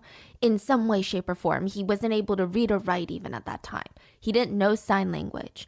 So one of the teachers was incredibly patient with him. She tried to understand what he was saying even when he wasn't talking. She heard him more than anybody else did. After year after year of just trying to do these mouth exercises, you know, Joe, this is where you put your tongue. Joe, do this with your lips to make the right noises, Joe. She turned around, distracted with something, when Joe coughed out his first word in nearly 5 years. She turned around, and he said, fuck. And both parties knew it was a bad, bad curse word. And she remained calm, and she said with a giggle, oh, well, at least you know what that word is then. And that day, it was almost as if a blockage had cleared in Joe's mind. The words started rushing out. His throat started to swell from the strain that he was putting on it. He said, talking is a function most of us take for granted every day of our lives. But when you're trying to relearn the knack of it from scratch, it's incredibly complex and difficult. How old was he then? 10. So you're like, what happened to Joe that traumatized him so much? It all started when he saw his dad die in front of him. He watched the whole thing happen, screaming, and he couldn't do anything. I think this is one of those stories that really, I don't know, it just stayed with me, and it made me realize just how fragile life is. How in the blink of an eye, everything can change. And if I think about it for too long, I start to get terrified. So Joe was a little boy when he went to work with his dad. He was 5 years old, so obviously Joe is not the one working. His dad is, his dad William. But Joe always went to the auto shop to hang out, be supervised. He loved watching his dad crawl under the cars and make them work again. It was like magic. His dad would come up to him and initiate him into the car club, which was just to smear some car grease on his nose. And Joe felt like that was like his battle wound. That was his war scars, you know? And that day, it's a windy morning in February, they pull up to the auto shop, and one of the coworkers called over to Joe's dad. Hey, can you smell the gas? I looked all over for it. Can't really find it.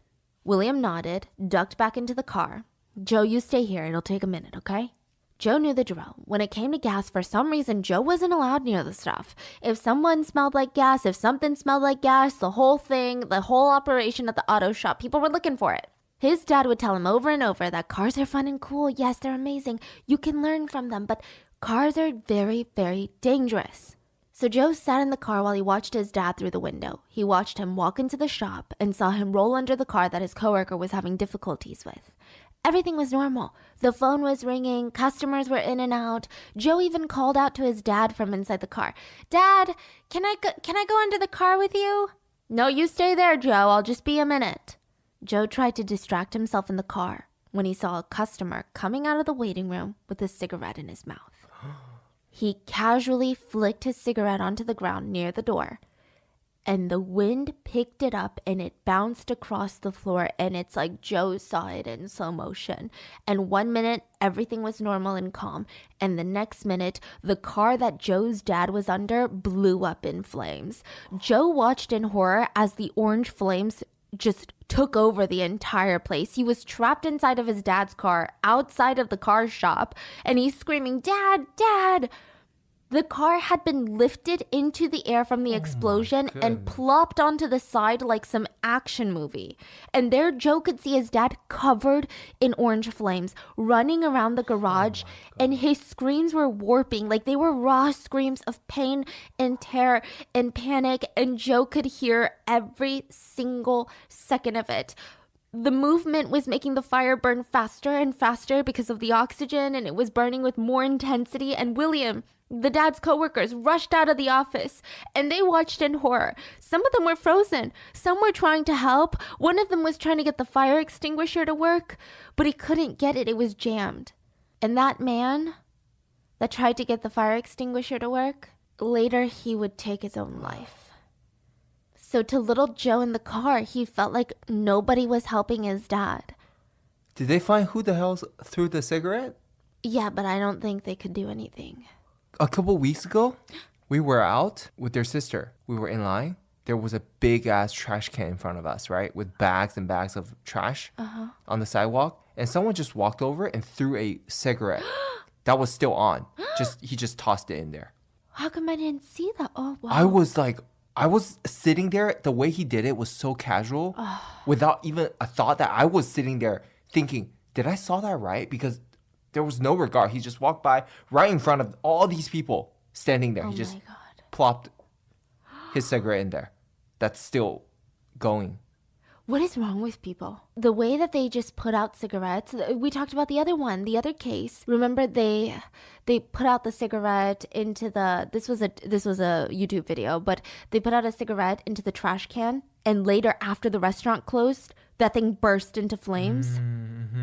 Like nobody knew. It wasn't instant. It was way later. So finally a neighbor comes over and throws him onto the floor, beats the flames off of him. An ambulance pulls up, and Joe could see his dad on the ground. His whole body was black and charred, and he was convulsing. He was going into shock. Joe finally freed himself from the car, ran straight to his dad, where he felt someone's adult hands grab him, cover his eyes, and pull him away. Joe said he didn't get to see his dad close up, but he would never forget the smell of burned flesh. And then the ambulances came and they took him away. Joe's dad was like his best friend, his guardian angel, like his whole world. I mean, to be fair, a lot of boys think that. A lot of boys look up to their dad. And therefore, when boys are young and they're as tall as the kitchen counter, and these big towering dads with muscles can reach the top shelf and hammer things together, it's giving superhero. It's like the 3 stages of life, they say. First stage, you realize your parents aren't superhuman. Second stage, you realize you're not superhuman. Third stage, you realize your kids are not superhuman. But Joe's case was a little bit different. Joe's dad literally was his Superman. The two were attached at the hip, and if they weren't, Joe would inevitably end up needing stitches, or he would have a black eye that had swollen his entire eye shut. You're like, wow, Joe's a troublemaker. No. It's not because Joe was an irresponsible kid that liked to get into trouble and hurt himself. There was a villain in this story. It was Joe's own mom. She hated her husband, loved William, hated him because he didn't love her back, and purely hated Joe because her husband loved their son more than he loved her. So every day, Joe would rush to be with his dad, go to work at the car mechanic shop with him, and he would spend all day just watching him in awe, fixing these cars, teaching Joe about cars, tools. It was the only time that Joe felt safe and content.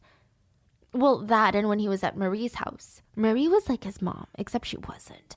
And she wasn't his dad's wife, okay? Yikes. She was the mistress.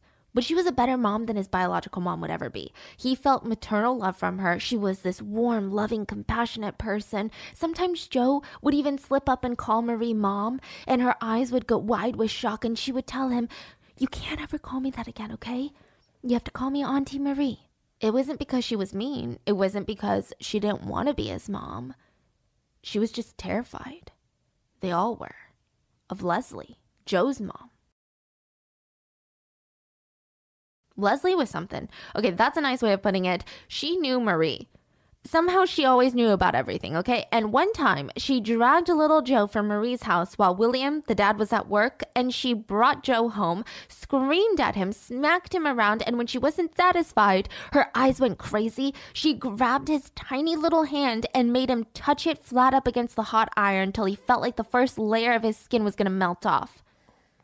Finally, she let him go and his body flew to the other side of the room. He had snot and tears streaming down his face when William, the dad, came home and he screamed at her, "Look what you're doing to him. He's terrified of you. His own mother." Leslie was down for a good screaming match. In fact, it was her forte. "It's not me. It's you. It's you and your whore have turned him against me. What the fuck did you do to his hand?" "Oh, he touched the iron. He was messing around as per usual." "Yeah, and what about the bruises on his face? How do you explain that, Leslie?" "He fell over." Joe didn't care who his dad believed. Joe just wanted to get out of there. He kept pleading, "Dad, can we please leave?" And the two would storm out into Dad's car and drive off to the hospital to get his wound patched up.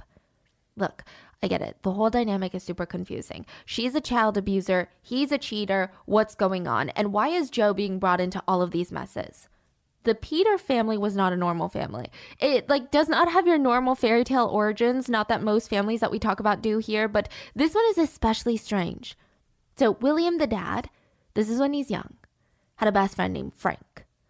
Frank had a girlfriend named Marie. That's how William met Marie. And Marie had a best friend named Leslie. Wow. So one day, William and Frank are like, "Let's go to a big party." And of course, Frank was going to bring his girlfriend Marie, and Marie invited her girl best friend Leslie. Now, it gets confusing, but bear with me. William and Marie were in love, but Frank is William's best friend and how they met, so neither of them wanted to go through with this attraction that they had for each other. They just kind of danced around it. They had these shared looks, they had these glances. They tried to stay cordial for Frank's sake, but it was all getting too much. So the day at the party, William saw Marie's best friend Leslie, who was drunk and hitting on him, having no clue that she was stepping into a love triangle that was literally on the brink of exploding any second now. She starts hitting on William. I mean, she probably thought it was a stellar idea. Like, how cute. This is the best friend of my best friend's boyfriend. Imagine all the cute double dates. And at first, William wanted to turn down her advances, but then he thought, you know what?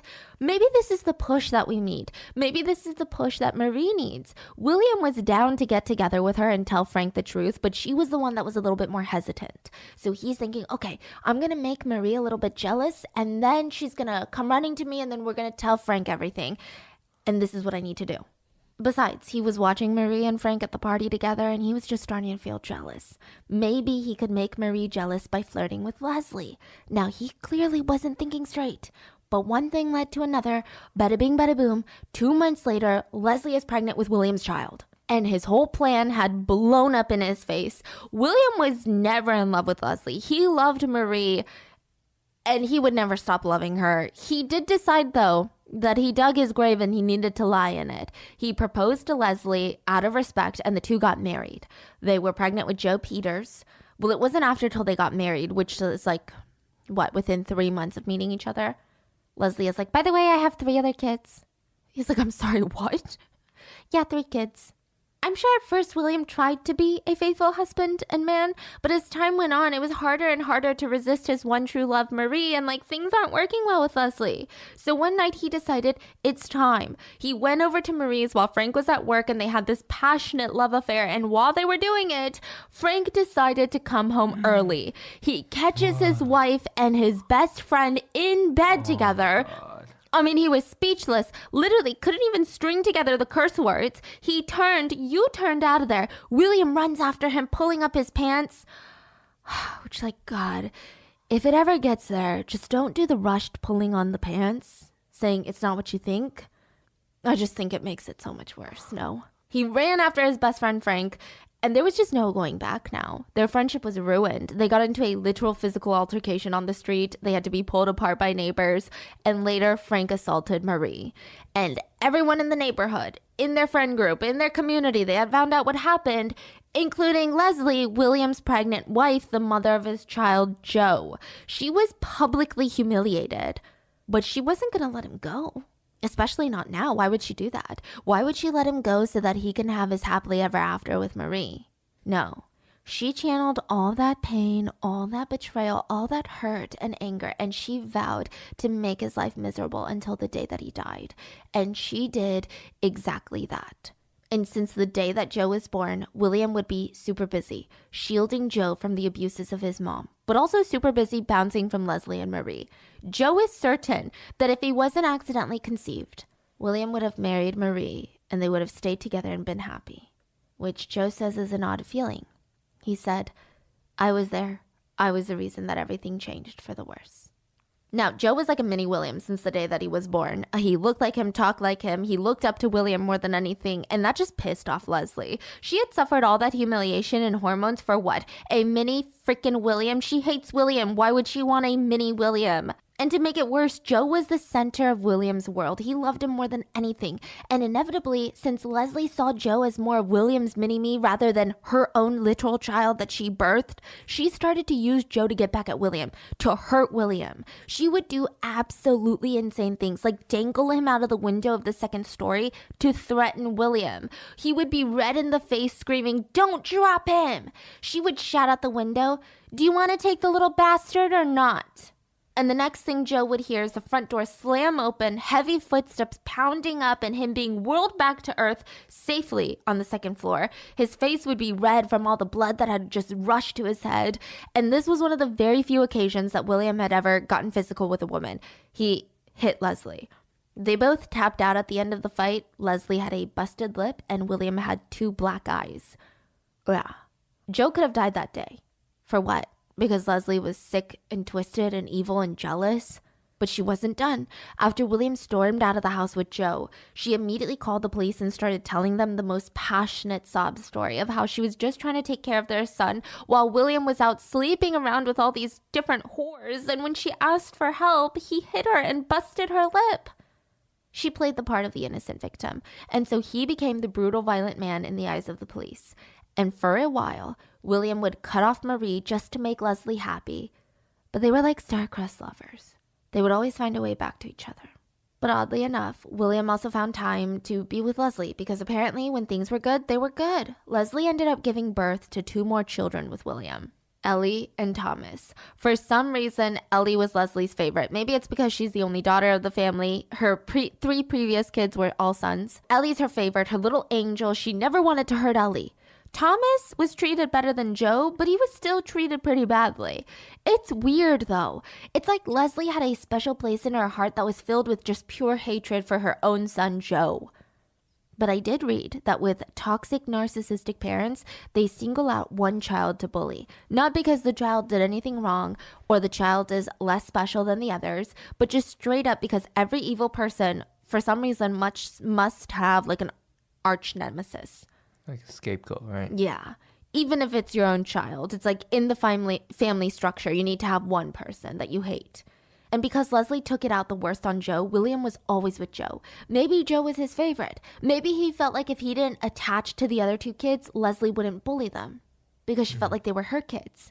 I mean, it's hard to say. But one thing was clear. Every single day that passed, the more Leslie hated her own son, Joe. And William couldn't take it anymore. He filed for divorce, and Leslie went out there and put the show of her life on. She told everyone how abandoned she felt, taking care of 6 children all by herself. Meanwhile, her husband is out there fucking anything that moves. Yeah, that's how she made it seem. And while the divorce was in motion, Marie got freaking pregnant with William's child. And it just added an entire container of salt into Leslie's open wound. And Leslie was something else. She would show up at Marie's house and physically beat her up, knowing that Marie is like heavily pregnant. Something about Leslie, when she was mad, she had this crazy superhuman strength. Joe said it was like she's possessed by demons. How does a rather petite woman have that level of strength? It didn't even make sense. But it led to Joe, Marie, William, and even William's sister Melissa, Joe's aunt on his dad's side, always looking over their shoulders wherever they went. You just never knew when Leslie would pop out and pop you in the face. Like she would just pounce on you. Side note, Melissa, the aunt, she would even watch Joe while William was at work so that Joe wouldn't be alone with Leslie. And this pissed off Leslie. She felt like Melissa was conspiring against her to let William cheat on her. In her mind, it was a whole conspiracy. And she was the ultimate victim. She wasn't the one pushing people away with her, I don't know, child abuse. She was the ultimate victim and she was really sour about it. So much so that in a fit of anger and maybe a desperate attempt to get William to pay attention to her, Leslie threw the youngest child, Thomas, into a hot, scalding bath. He was hospitalized for weeks and needed endless skin grafts, which normally wouldn't social workers get involved? Well, Leslie played the part perfectly. She told them that Thomas had grabbed a pot from the stove that had water, poured it all over himself. She was beside herself. She felt so much pain and guilt and shame and disappointment in herself. She was disgusted with herself. And the nurses all sat around. It's okay. It's not your fault. You know, kids do the darnest things. I mean, insane. While Thomas was in the hospital, Leslie had the nerve to show up constantly at William's place of work, screaming at William about how abusive he is, while the customers, they're watching in shock. And she's crying, throwing a fit, and she would randomly crouch down, look at Joe, and with a sickly sweet voice, she would say, "Come to mommy," as if she expected him to joyfully run into her arms. I mean, this lady is out of her mind. It got to the point where William was backed into a corner and most of the guys working at the garage, they were guys. None of them were willing to forcibly remove Leslie from the premises. I mean, imagine the scene that she would make. She's a total Karen. She'd be screaming, he touched me, he's trying to kill me. William would have to call his sister Melissa to come and drag her out. Melissa was willing to do anything for her brother. It seemed like everyone was willing to do anything for William. Melissa would come charging down the street and she would pull Leslie by the hair, kicking her with all her strength. Okay, Melissa was a strong woman, quite literally the only woman that could take down Leslie. So it got to the point where Leslie was getting her ass beat so hard, even just at the sight of Melissa, she would run off. Let's go. Yeah. Wow. But it wasn't good for business though. Power, but nobody wanted like a WMME fight in the parking lot of a business. And eventually William's boss told him, yeah, get it together or I'm gonna have to let you go. So it was on his best behavior on a cold, windy day in February. He got ready for work and brought Joe in like he always did, just in case Leslie showed up at Marie's. And it was the day that Joe would never forget. It was the day that his dad died and he watched the whole thing. Is that when he stopped talking? No. Oh. Yeah. So remember how Thomas had been burned in the past? Well, Joe thought it was going to be like that. His dad was going to be at the hospital for a few weeks. Joe would be sad and scared that his protector was gone, but eventually things would go back to normal. Now, obviously, that's not what happened. Joe was with Marie at the time, and she wasn't even allowed into the hospital. Sure, William filed for divorce, but Leslie was still next of kin.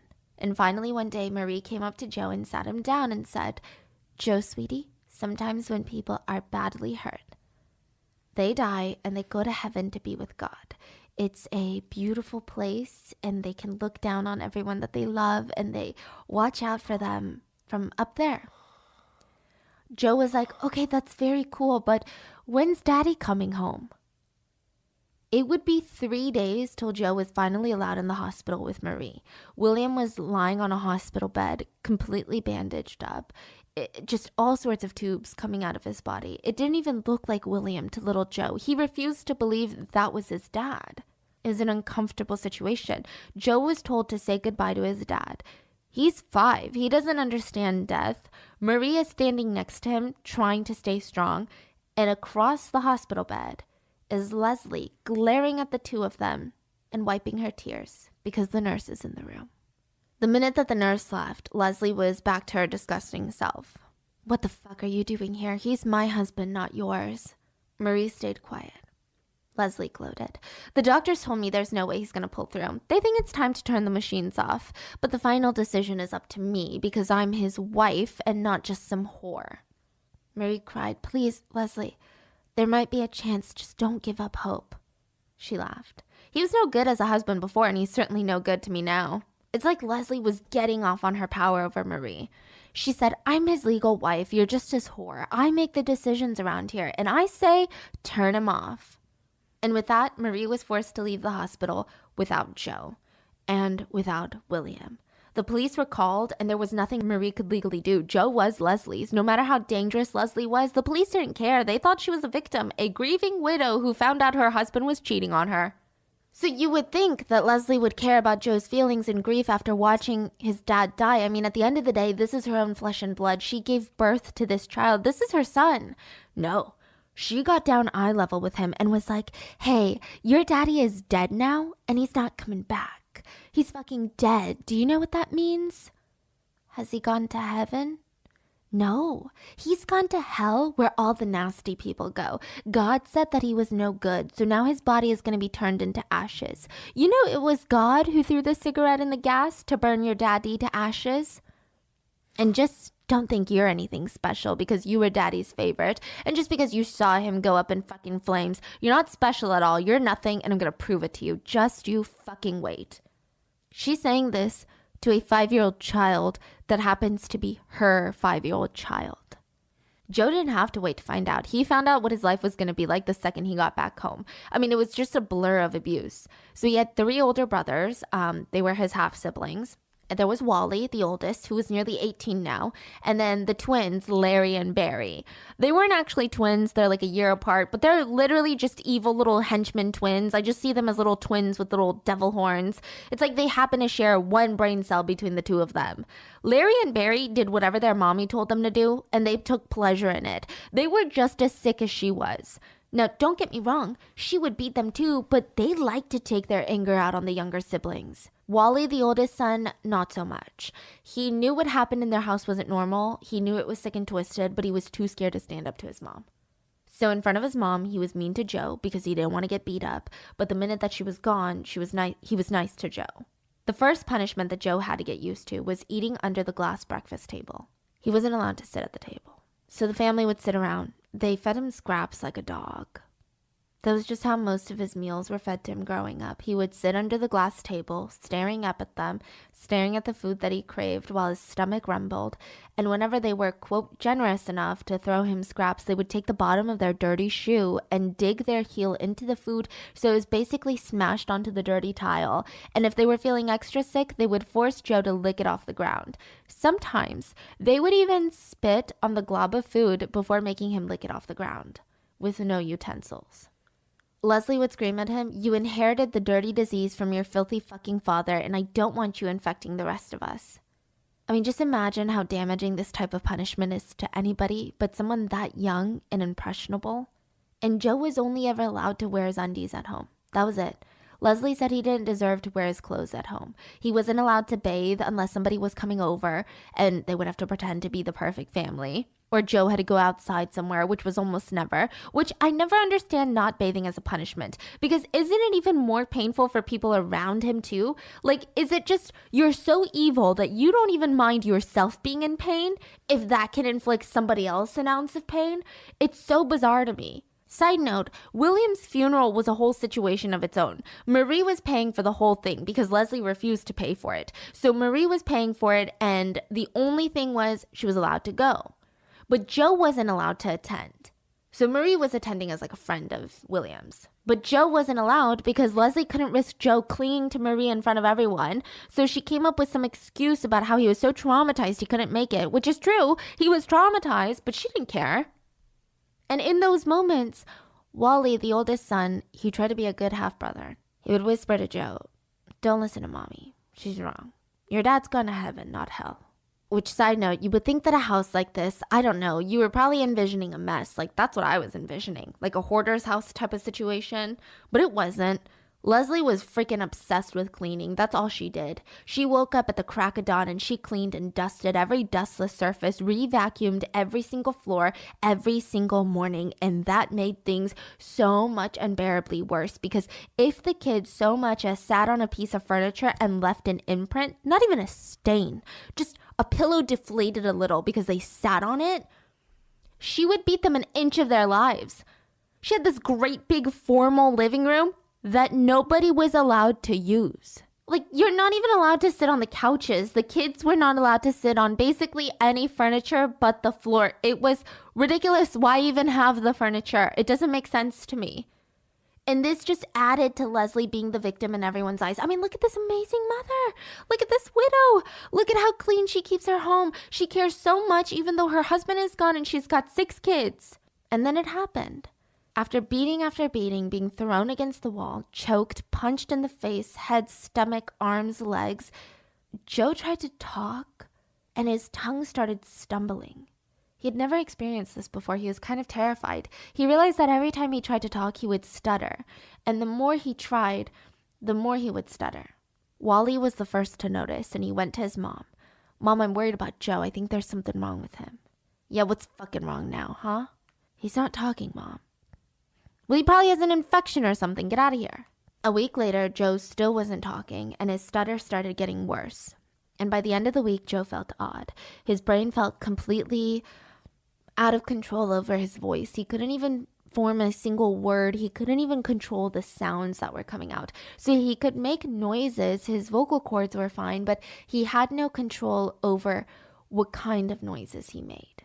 So there was a disconnect. He couldn't even form a single word. There was no yes, no, help, nothing. Leslie thought that he was trying to get attention, but after torturing him extensively and realizing that he still wasn't talking, she realized, oh my God, I gotta do something about it.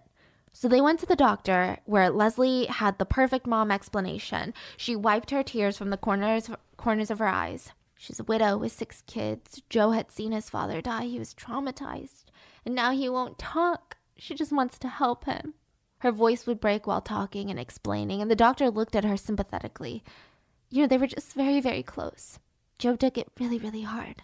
Well, Mrs. Peters, I believe Joe has been struck mute from the shock of what he's witnessed. Yeah, well, William was such a good husband, good father, and it's such a tragedy.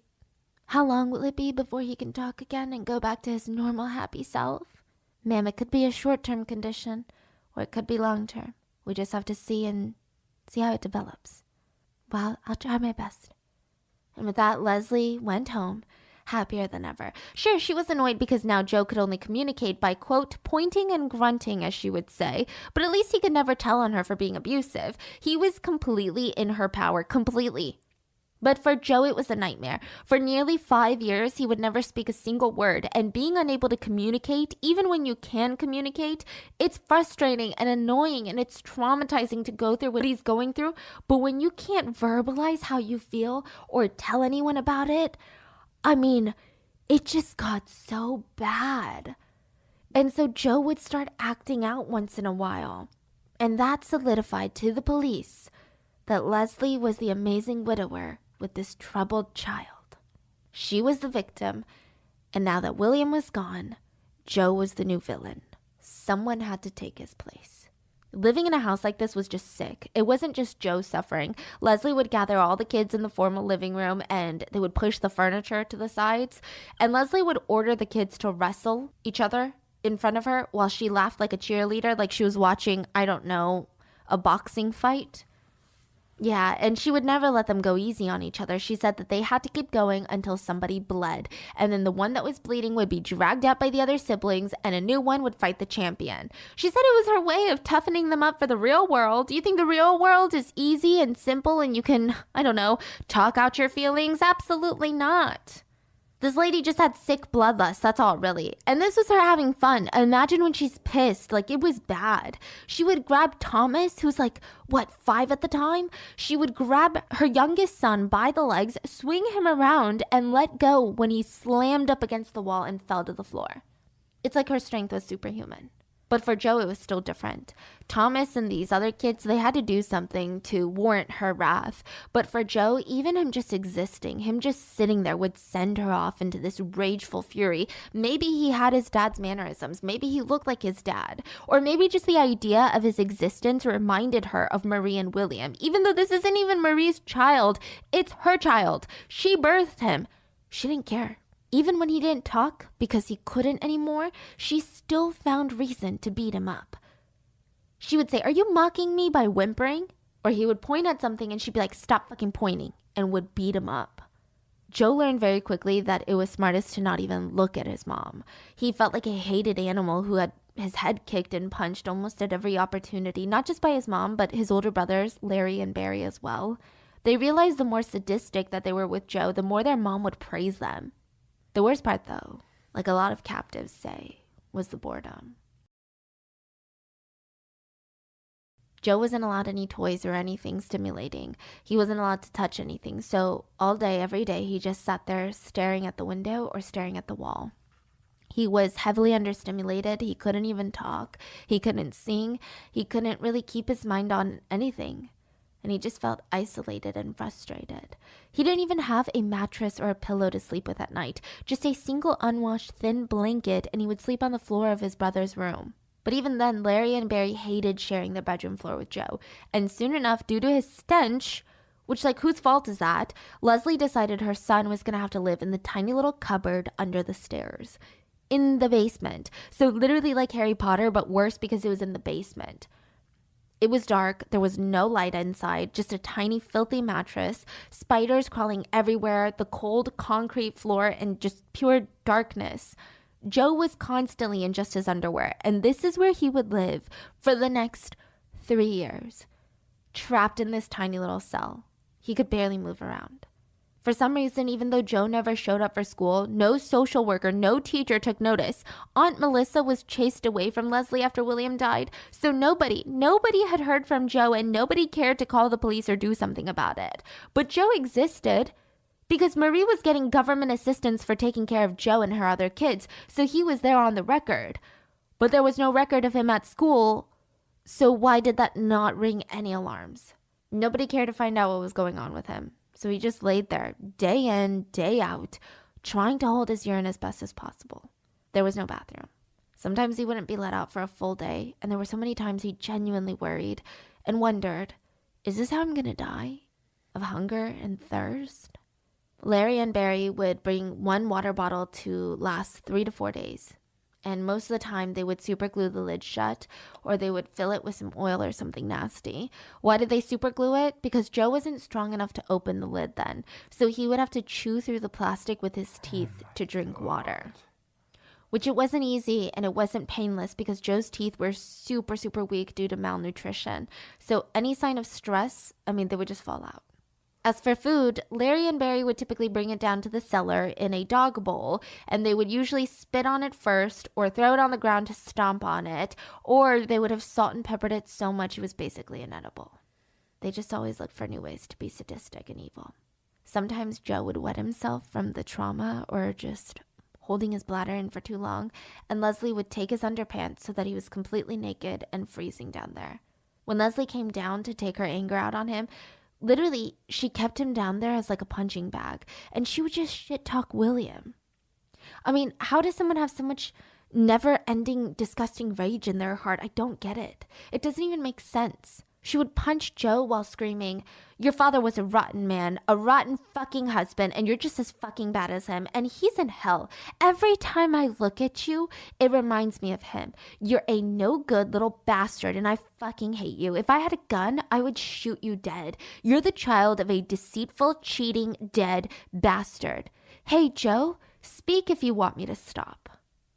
So when Joe was alone, he would cry and pray in his mind. "I'm a good boy, God. Please take me and let me be with Dad." Sometimes he would sit there and fantasize about how he would have these nice parents that loved him, and they would live this nice, happy life, and he would be jerked out of the fantasies because he was lying in his own filth in a dark, freezing cellar, and his stomach was painfully hungry. Finally, Joe was given a bucket to defecate in, and sometimes he was left alone for so long that the bucket would be completely full when someone came down. Wally seemed to be the only one that would come and empty it for him. Wally was the only reason Joe believes he didn't lose his mind during those years. Wally was just as terrified of Leslie, his own mother, but he knew what she was doing was evil. Whenever Leslie was out, he would sneak down there, sit on the mattress to read to Joe. Joe never said anything, but now as an adult, he realizes how thoughtful Wally was.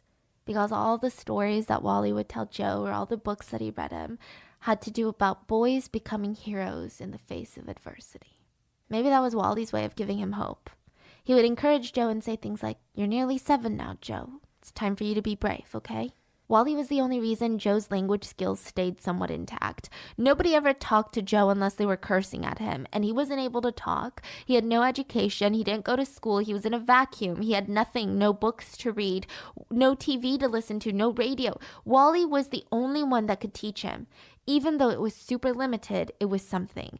And every time they heard their mom come, Wally would try to leave, but Joe would grab onto him tight because Joe is scared, okay? He doesn't want to be alone again. And Wally would turn around rushed, but he would try to be as nice as possible.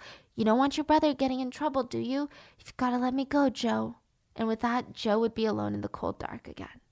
And if Wally was ever caught, which he was a few times, like bringing food down, he tried to explain to Joe, "If Mom thinks I'm being nice to you, she's not going to let me come see you anymore.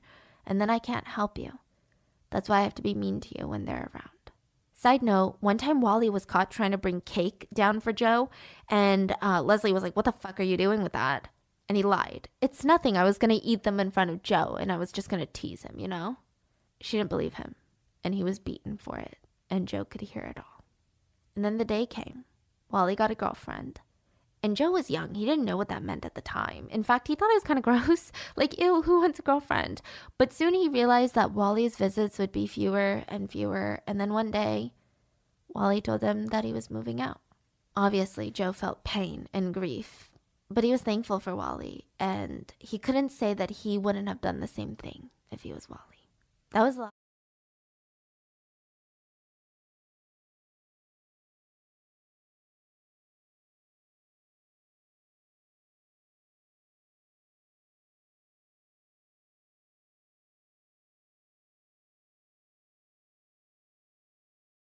She got down eye level with him and was like, stutter. And the more me wrong, she would beat them. I don't know, talk out with him. "Yeah, what's your dad against the wall again?" To the doctor, where Leslie had the perfect mom explanation. She wiped her tears from the corner. "Verbalize how you feel or tell anyone." And the doctor looked at her. Were fine, but he had no control over.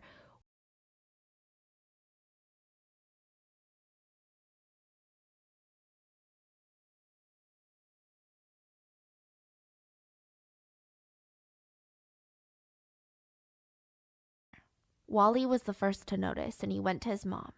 "Mom, I'm worried about Joe. I think there's something wrong with him." "Yeah, what's fucking wrong now, huh?"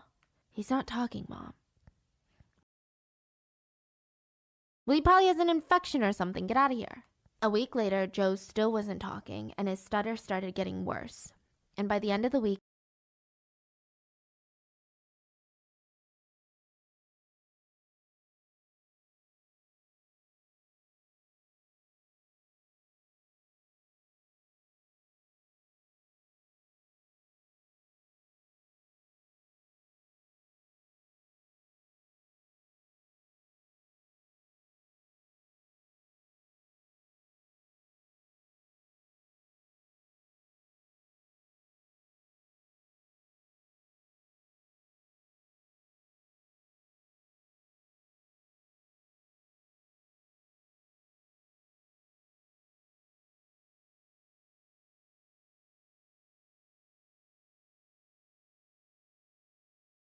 Joe felt odd.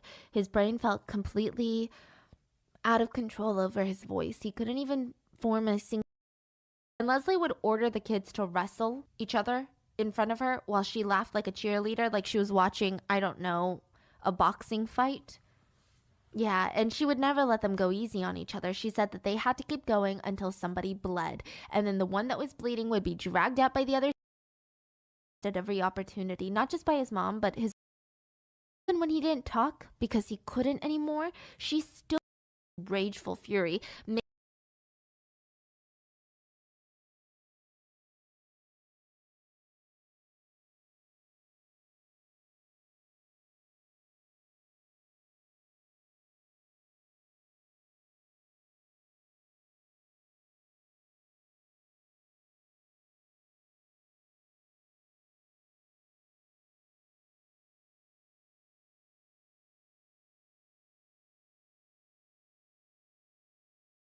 Maybe he had his dad's mannerisms. Maybe he looked like his dad. Or maybe social worker, no teacher took notice. Aunt Melissa was chased away from Leslie after William died. Why did they super glue? So when Joe was alone, he would cry. The only reason Joe believes he didn't lose his mind. He had no idea. And if Wally was ever caught, which he was a few times, like bringing food down, he tried to